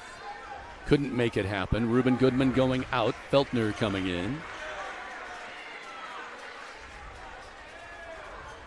Well, I can't think of the valuable time Jake Rose and Reuben Goodman are getting as freshmen. Oliver with it on the left wing. Gets it back. Underneath. There's a foul. Oh, my. Edwards tips the ball and picks up his fourth just like that. Yeah, got to bring him out. Wasn't it on Edwards? Yeah. Had to be. Yeah, it was on him reaching over Feltner. Oh, my. That's one of those fouls as a coach that's got to drive you nuts. You already have a size advantage. Connor Daly. Almost his fourth right there.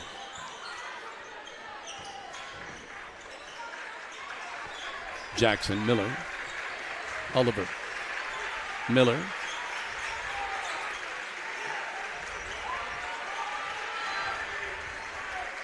Traveled.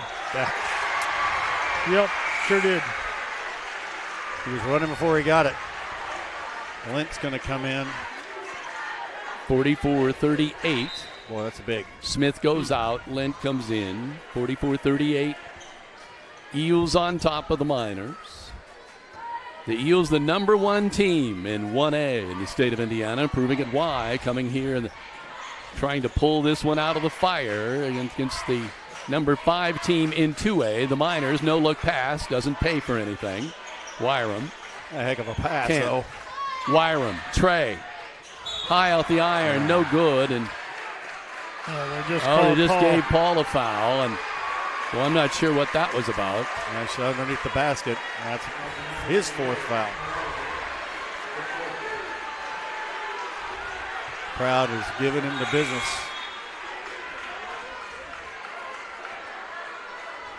Paul had 5 points in that third quarter, helped get the Miners up there.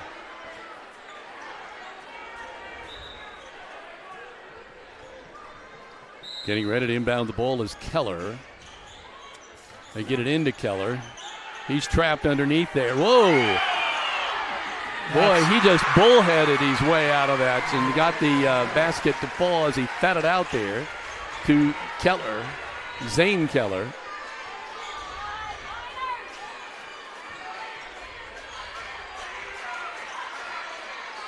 Shot in and out, no good.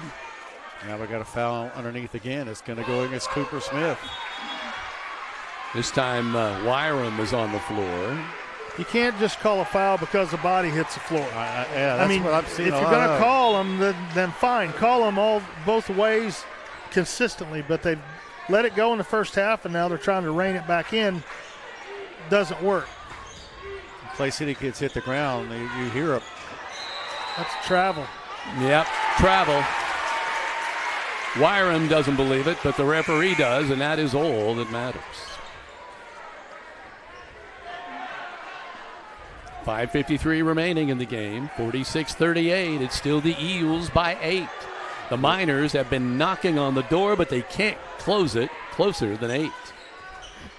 Back to his zone underneath. Tucker Lint blocked, but foul is instantly called on Zane Keller. That looked like a pretty good block from here. Yeah, Lint might have helped him. Could have helped himself if he went to the ground there. Right. Lint. Maybe the body got him. Tucker. First free throw, good. He is 1, 2, 3. I have 4 of 4 from the line. Yeah, he's doing great. That's 10 points for Tucker Lint off the bench. gunning here for his 11th. He gets it. 46-40. Now, as Greg has said all night long, you need a stop. Camp on the right side. Little hook pass to Wyram on the left. Now back on the right to Camp. Bounce pass, left wing. Back to the right. Camp. Soft floater. It'll go. That's a big shot, big time move. 11 points now for Mason Camp. Daly. Miller. Timeout. And the Eels contingent, which is formidable, is on their collective feet. 5:10 to play in the ball game. 48-40. Clay City leading the Miners on the Stanger home scoreboard. Heritage Lumber and Supply is your local source for lumber and building materials, located in Linton behind Walmart. They are locally owned and operated. They offer full building packages, exterior building products, windows, doors, and more. Let their team help you with your next DIY or professional building project. Call them at 812-798-1178 or visit them on the web at www.heritagelumbersupply.com. We're going to take a quick timeout. We'll be back in just a moment. This is Raider Media Sports.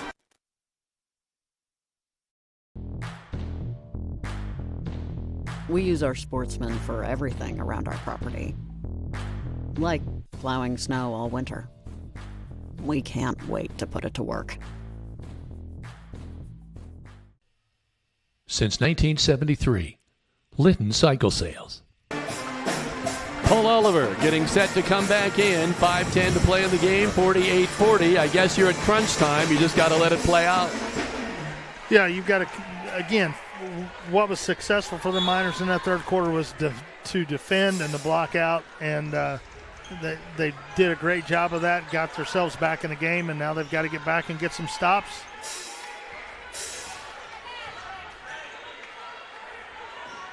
Oh, almost a turnover there. Daly with it on the right-hand side to Oliver. Jake Rose.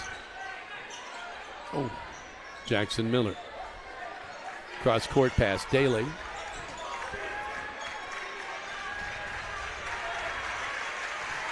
Jake Rose back in the ball game now, the freshman, with the ball now out on top. Tucker Lent getting ready to come back in. They go to Paul. Woo, a little slice. Oliver. Good move. 7 for Paul. Coming the other way, it goes off the man's head. Somehow he's able to connect with the ball, but then he throws it away. Paul Oliver wanted the ball. Jackson Miller wanted to set up a play. Oliver with it on the left wing. Daly in the baseline. Back to Oliver. He's going to go in. Oh, no! gosh. Unbelievable. It just hung there. Man, oh, man.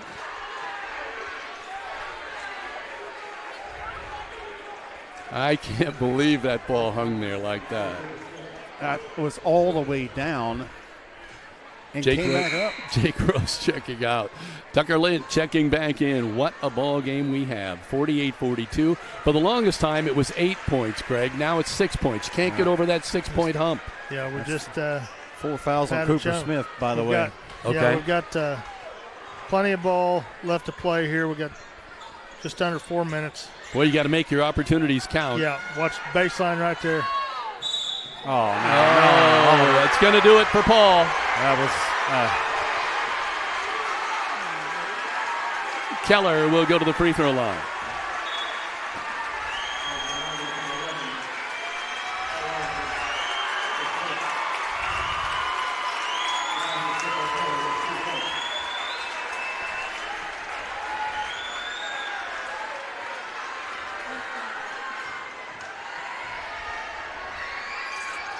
Free throw, short, no good. Smith with a rebound.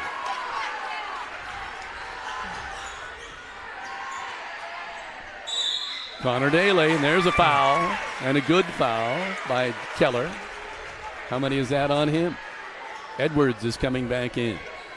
That's probably the to kind try of to stuff close there that Connor can do. 3 fouls. He's going to have to do some more of that pick it here. up. Going to have to get to the line, slow the clock down. He's got a great first step. Yeah, we've been getting, we're getting inside. Now you just got to finish those in there. Yeah. Right. Edwards coming back in. 12 now for Daly.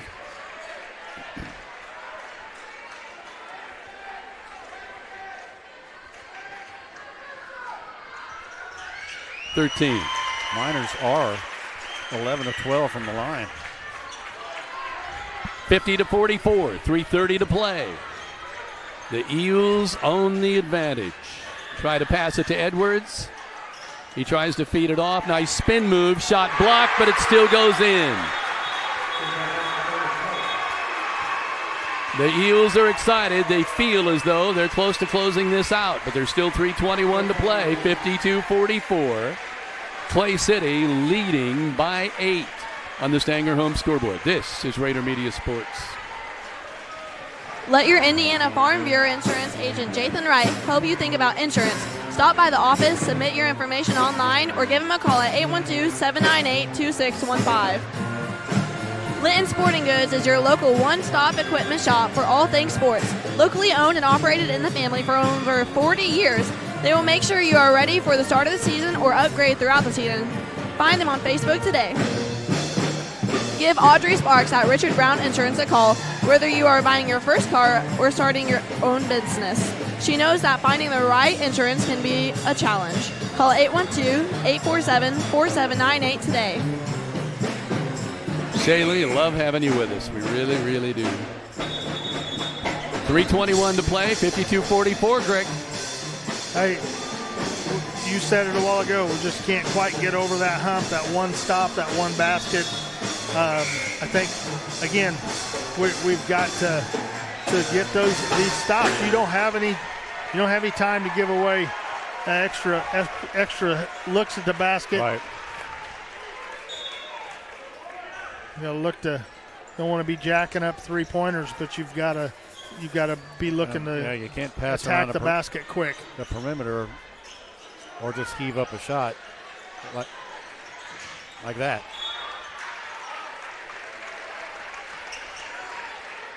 Shot goes out of bounds. We were 4-4 in the third quarter on that, and that helped bring us back. But now we're down Jackson 8. Miller can hit those. He can.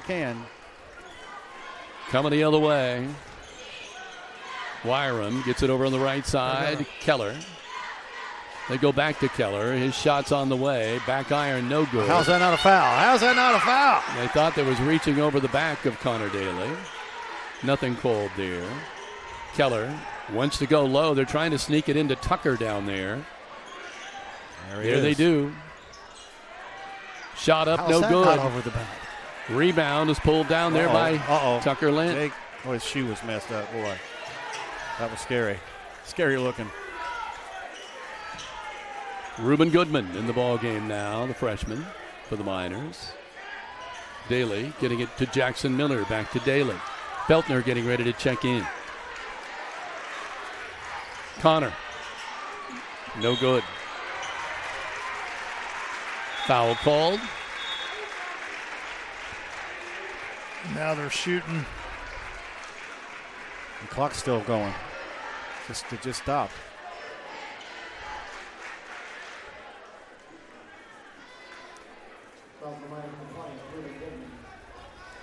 Goodman's going to get that foul. They just put the 9 seconds back on the clock. Stepping back up is Camp to the line. If the Eels, this holds, and the Eels win, they will win the SWIAC Conference. I wonder when the last time that happened.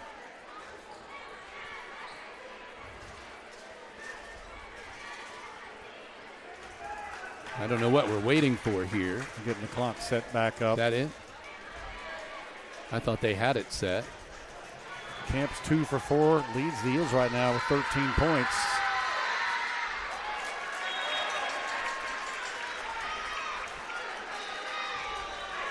Smith, Feltner both come in. have to block out here. The freshmen, Rose and Goodman, go out.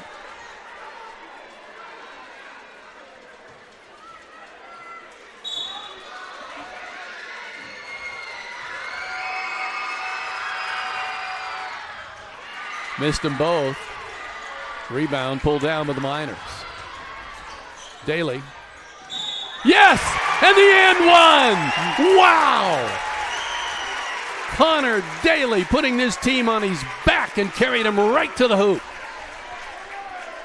That's what. Let's look again. That's what he has to do.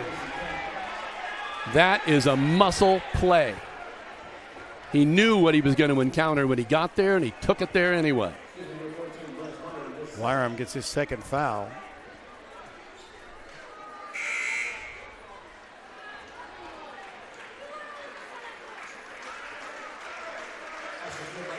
Daly is 2 of 2, leads the Miners with 15 points.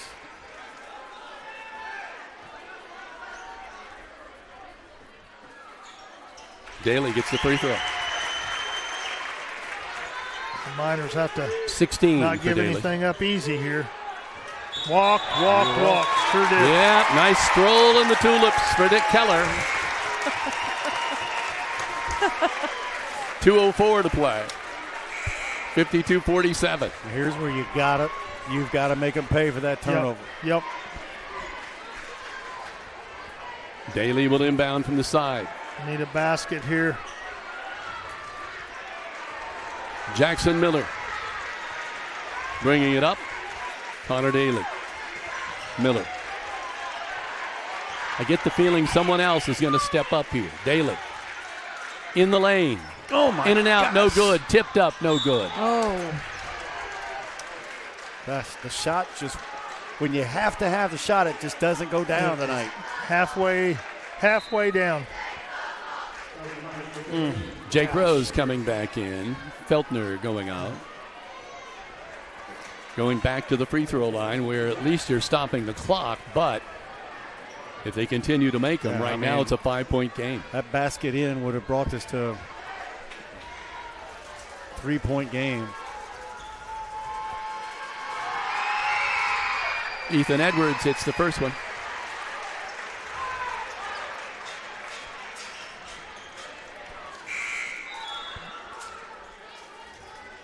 Now Feltner coming back in for Cooper Smith.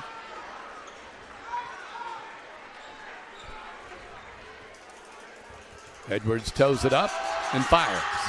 Good. Hit them both. You don't have time. Gosh. Jackson Miller. Jake Rose over there. No one's paying any attention to him. Yeah, he's right there. He's clapping his hands, but they're not getting him the ball, and they need that 3-point shot. Yep. Oh, my gosh. It's not often you see a freshman respond like that. He was wanting the ball. That foul's going to be on Michael Tucker. It's his third. Tucker Lent, 5 of 5 from the line. I cursed him.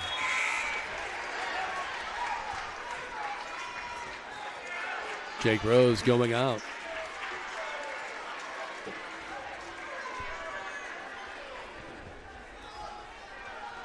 Second free throw for Tucker. No good again. Saves it in. Tucker Lent. Oh, my gosh. Who saved that? Feltner? The save, I don't know. Feltner. Feltner got it to Lent, and it's now a 5-point game with 1:28 to play. Timeout on the floor. There's another replay. Give you another look at it as we go to the break on the Stanger Home scoreboard. 54-49, Clay City leading Linton with 1:28 to play. We're going to keep it right here. Well, you guys, I said at 8 points they couldn't get over the hump. Then at 6 points they couldn't get over the hump. Now it's 5. I know. But the clock is not necessarily your friend. No, it's not. But there, again, I think at this point you're trying to get a steal here. If you don't get it, you can't let too much time off the clock. You're going to have to get a little helter-skelter. You may give up an easy basket, or you're going to have to foul. But the way they're shooting free throws, I'm not sure who you foul out there from that standpoint. But, again, I think from down here we can't mess around. We've got to attack the basket and get to the rim, and everybody crash the boards and, try to get a bucket as quick as you can. Mason Camp is 2 of 6, but he's hitting 71% from the field, so it's kind of confusing.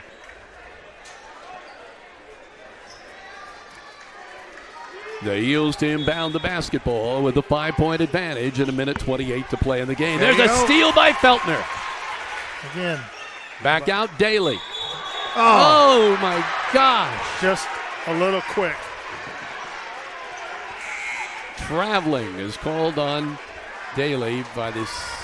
Just a little quick with the second or third time tonight by the same referee each time. 14 turnovers, costly for the Miners. Again, that was a chance to get it down to. Yeah, that one was a killer. Going the other way. Now they'll just play keep away. Oh. Boy, that was traveling there, wasn't it? Getting it over in the corner to Wyram. Underneath to Edwards. You can't do that. Can't do what? You can't grab him. Oh. But the alternative to that is to hammer him into the ground. And listen, I'm old school that way. He's not getting the bucket, and I'm going to foul him. I'm not trying to hurt him, but I'm going to make sure he earns those at the free throw line. Instead, we gave him the free throws and now the ball back. You're almost teaching the kid to hack him. That way, you don't get called for this. You have to. Yeah, you have to. You can't give up the easy basket. Jake Rose checking back in. Cooper Smith going out. Yeah, I understand what that rule is for, but it's second free throw. Not in this situation. Right. No good. But, I would say 2 calls, the traveling call and that, are going to decide this ballgame. Well, they're impacting. Clay City's plays deciding this ballgame. Yeah, that's the second quarter is been the difference huge. In this game. But there's been 2 or 3 plays here that I've kind of been How many is 5?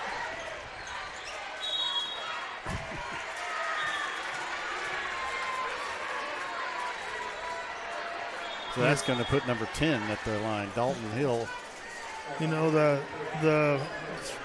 foul on the 3-pointer in the third quarter there kind of broke. They hit 3 free throws out of it. It kind of broke some momentum there a little bit. I'm going to go back and find where that was. And we've had a couple others here that have just been where you feel like you're going and then you just get knocked back a little bit. He'll hit the first one. He'll fire up number 2. Hit them both. That will probably do it at 57-49. Barring a miracle of Reggie Miller caliber it was here. 35-30 when that happened, Greg. That 3-pointer foul. Jackson Miller. Right side, Connor Daly back to Jackson. Fakes the 3. Spins. Shot off the glass, no good. And of course, the favorite traveling call. Yeah, we've been.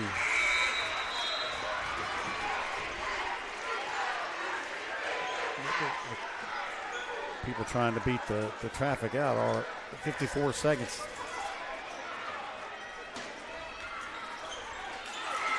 Feltner again gets it in. Cooper Smith off the glass, and he gets it in.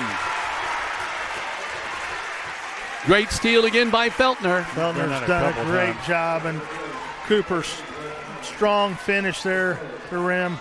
Again, chance to cut this to 5, and still plenty of time left.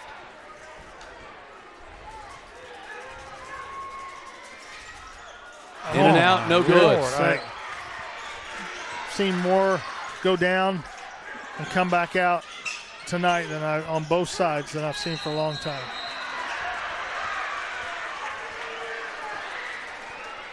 What's this thing? 42 seconds remaining in the game, and number 10, Hill, heading back to the free throw line.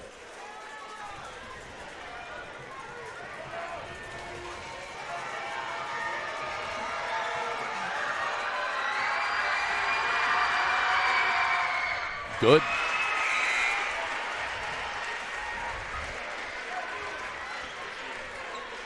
Three of three from the line, going for his fourth.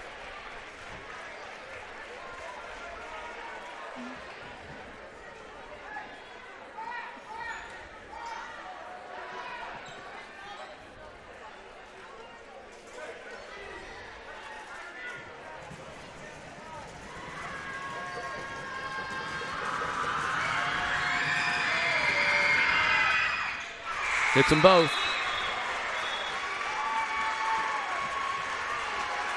.42 seconds remaining, and now it's back up to an 8-point advantage.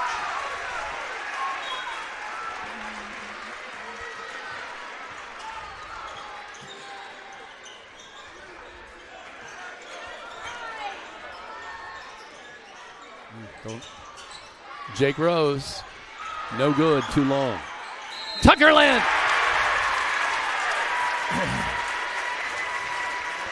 Tuckerland has played a whale of a second half. He's played really, really well. I have him for 14, gunning here for his 15th. Yeah, that might be one of his season highs. That's the 5th foul on 35. Edwards, he had 13.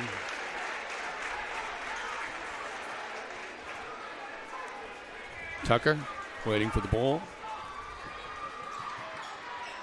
Misses it. The rebound's pulled down by the Miners. Just shoot a second one. They have a lane violation there on Clay City. Call that on Michael Tucker. I always feel like you could call that on about every free throw. Hits the free throw. 59-54, 25 seconds remaining, clock running, and there's the gimme. Keller with a gimme. Baseline to Lent, he's tripped, nothing called there. Sakes. Feltner off the glass, no good.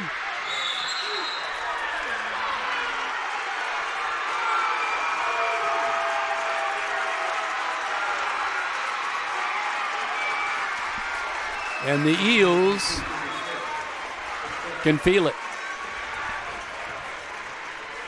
That's the 5th foul for Cooper.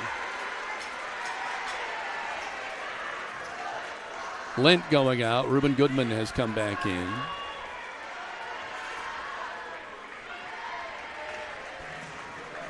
And going to the free throw line is Tucker.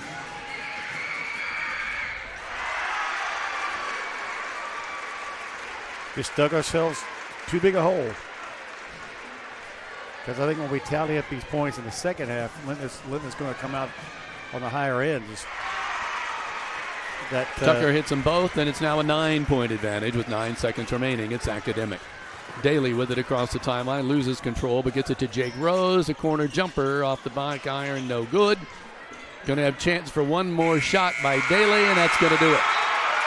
It'll be 63-54 final.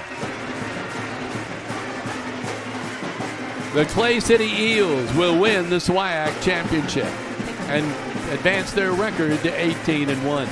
The Miners will drop to 8-17-4. Stay tuned for the E2 Custom Creations post-game show when we return. This is Rader Media Sports. E2 Custom Creations, we know that every memory has a story. Every time we sit around with family and friends, we share those memories. When we pull the boxes of old pictures out of the closet, we revisit those memories of our past. Whether it's a photo or a special moment with family, a picture of a loved one who has passed. When you think about that moment, there's a memory that goes with it. At E2 Custom Creations, we offer custom laser engraving for keepsakes, personalized gifts, home decor, signage, awards, and many other custom made-to-order products. Let us help you personalize a unique gift for a loved one, customize an item, or create promotional materials and awards for your business or athletic team. Our services include engraving and cutting on a variety of materials, including wood, acrylic, leather, granite, marble, glass, and coated metals, just to name a few. If you have an idea, reach out and let's talk about how we can bring your idea to life.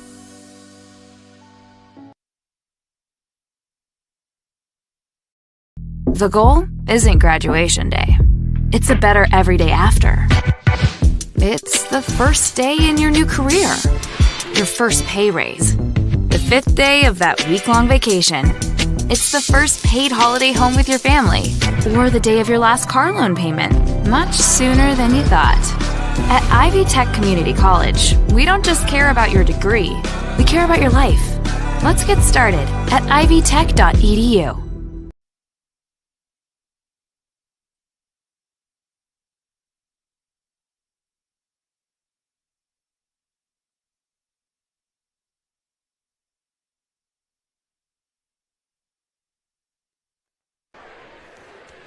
Welcome back. I'm still totaling some stuff up here, so hang on here with me. 2, 4, 6, 8, 10,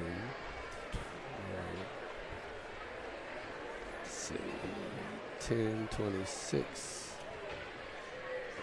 28, 36, 54. Okay.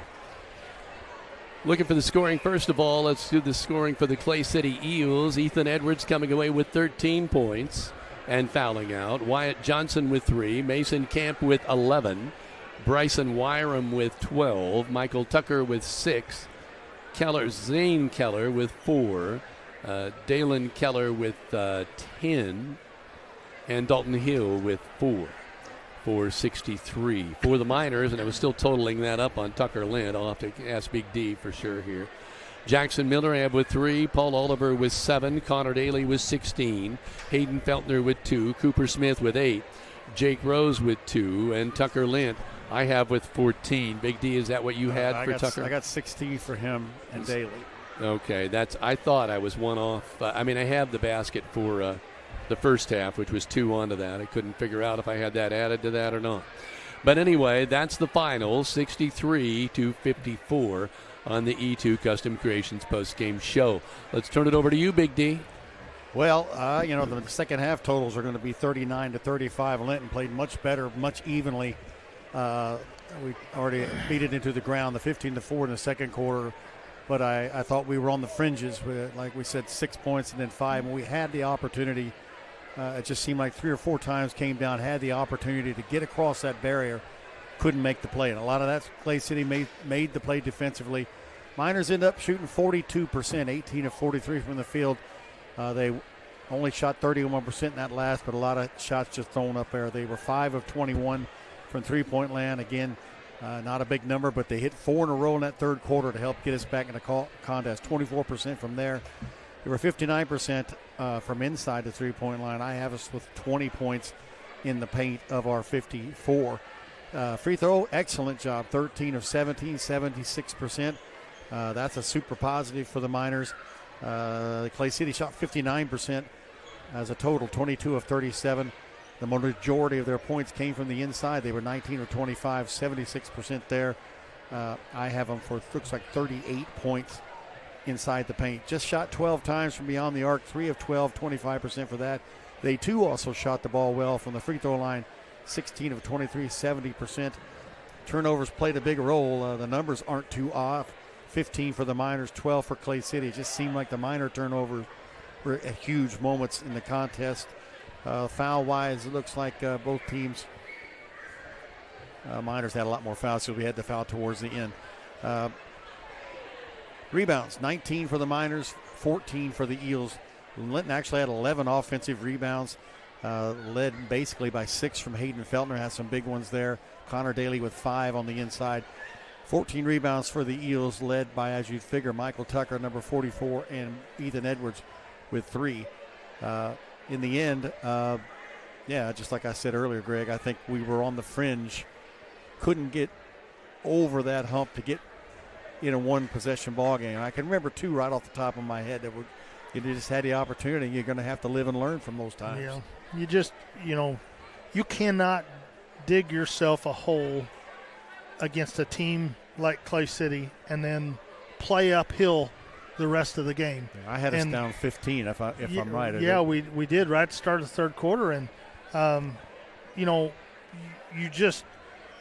it takes a lot of energy, a lot of extra energy to make runs like that. And we made 2 or 3 runs and we get it up to 5-6 points, 7 points, and then again something would happen that would just kind of kill that momentum, and then you're 2 or 3 possessions, and here you try to come again, and it takes a lot out of you, and we just could not get over the hump to get it done.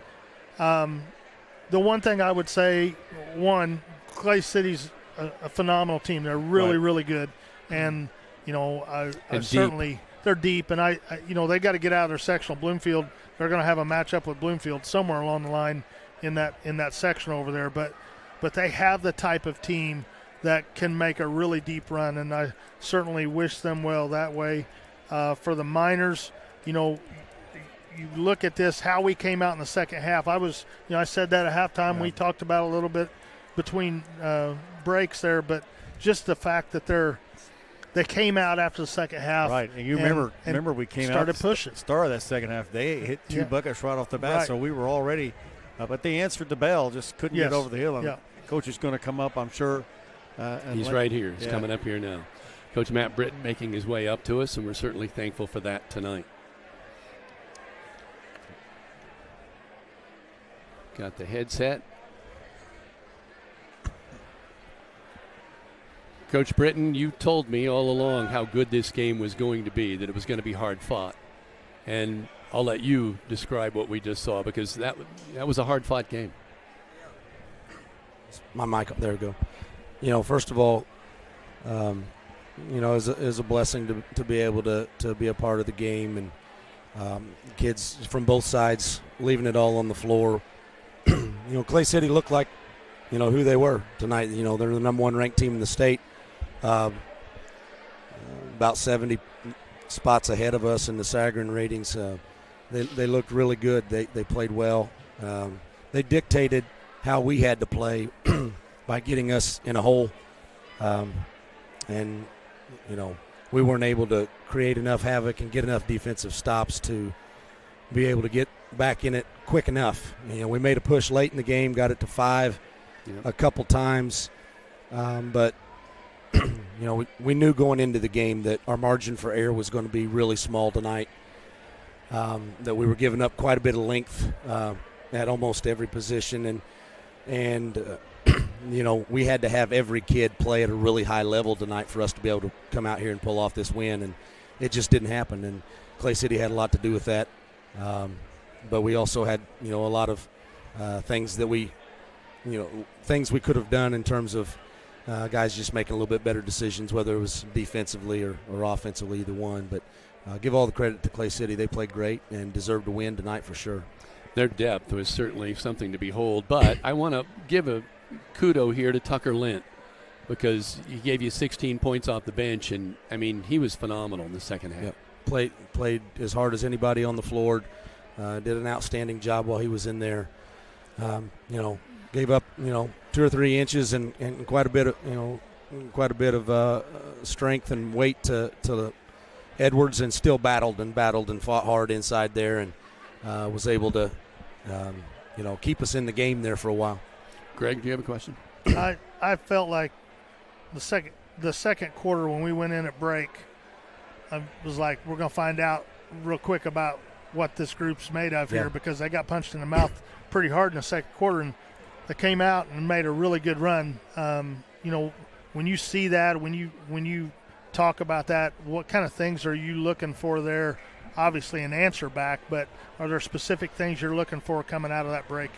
Well, first of all, I knew our kids were going to fight back. We never quit.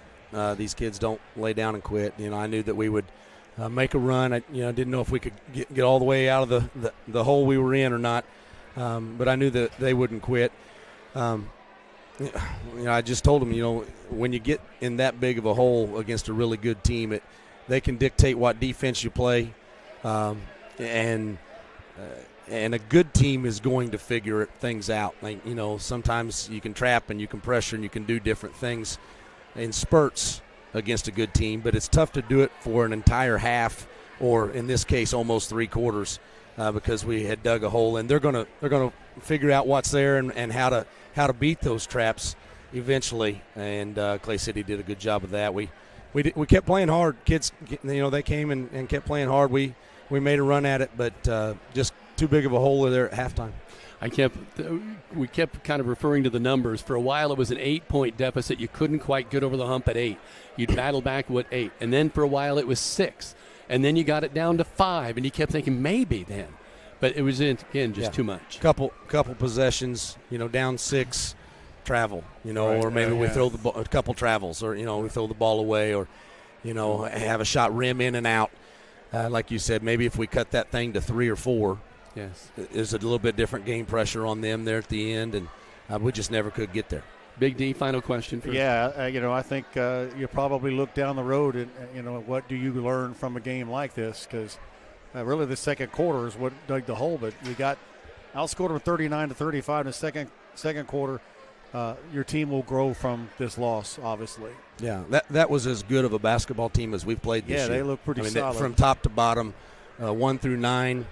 The number of kids they have that are 6'3" to 6'5" and athletic and strong and experienced, and all seniors almost. They were really good, and they played well tonight. They were their seniors really wanted this one, you could tell, and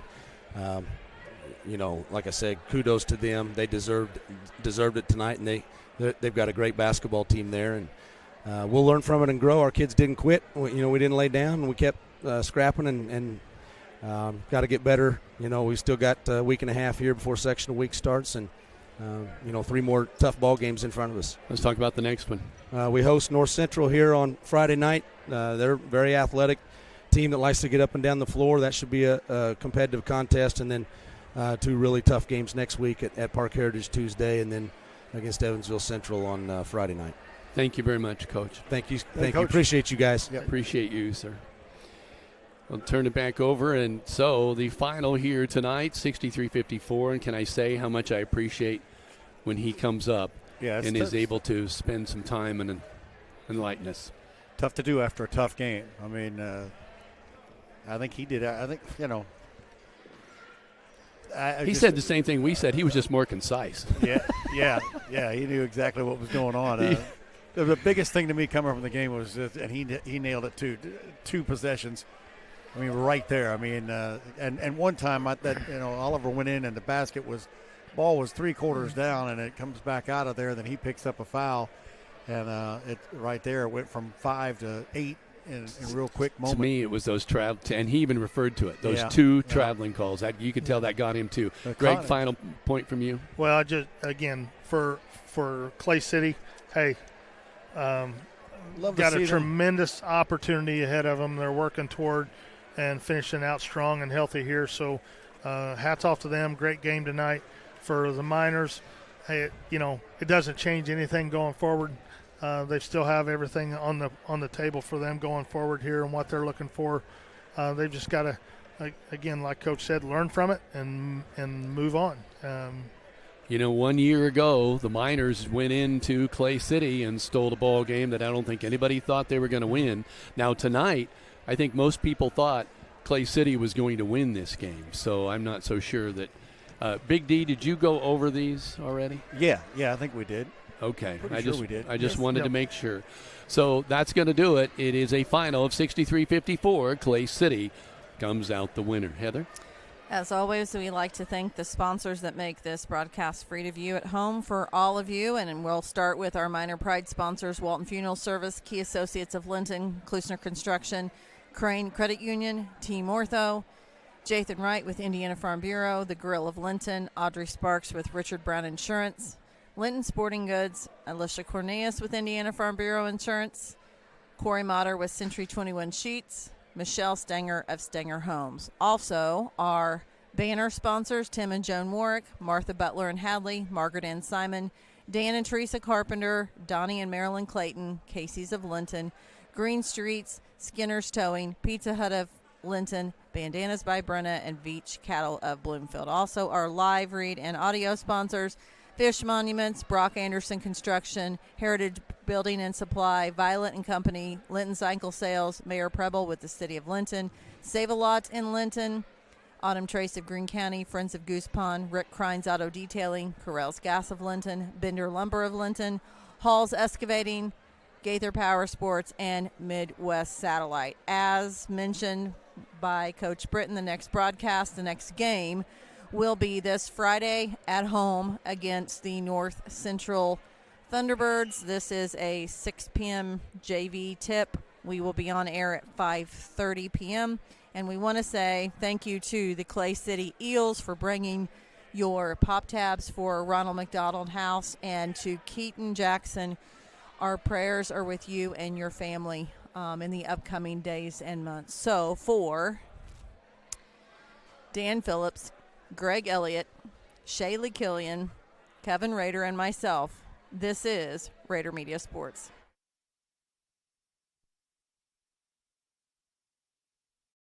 Thank you for watching this high school boys basketball broadcast. This has been a production of Rader Media Sports. Until next time.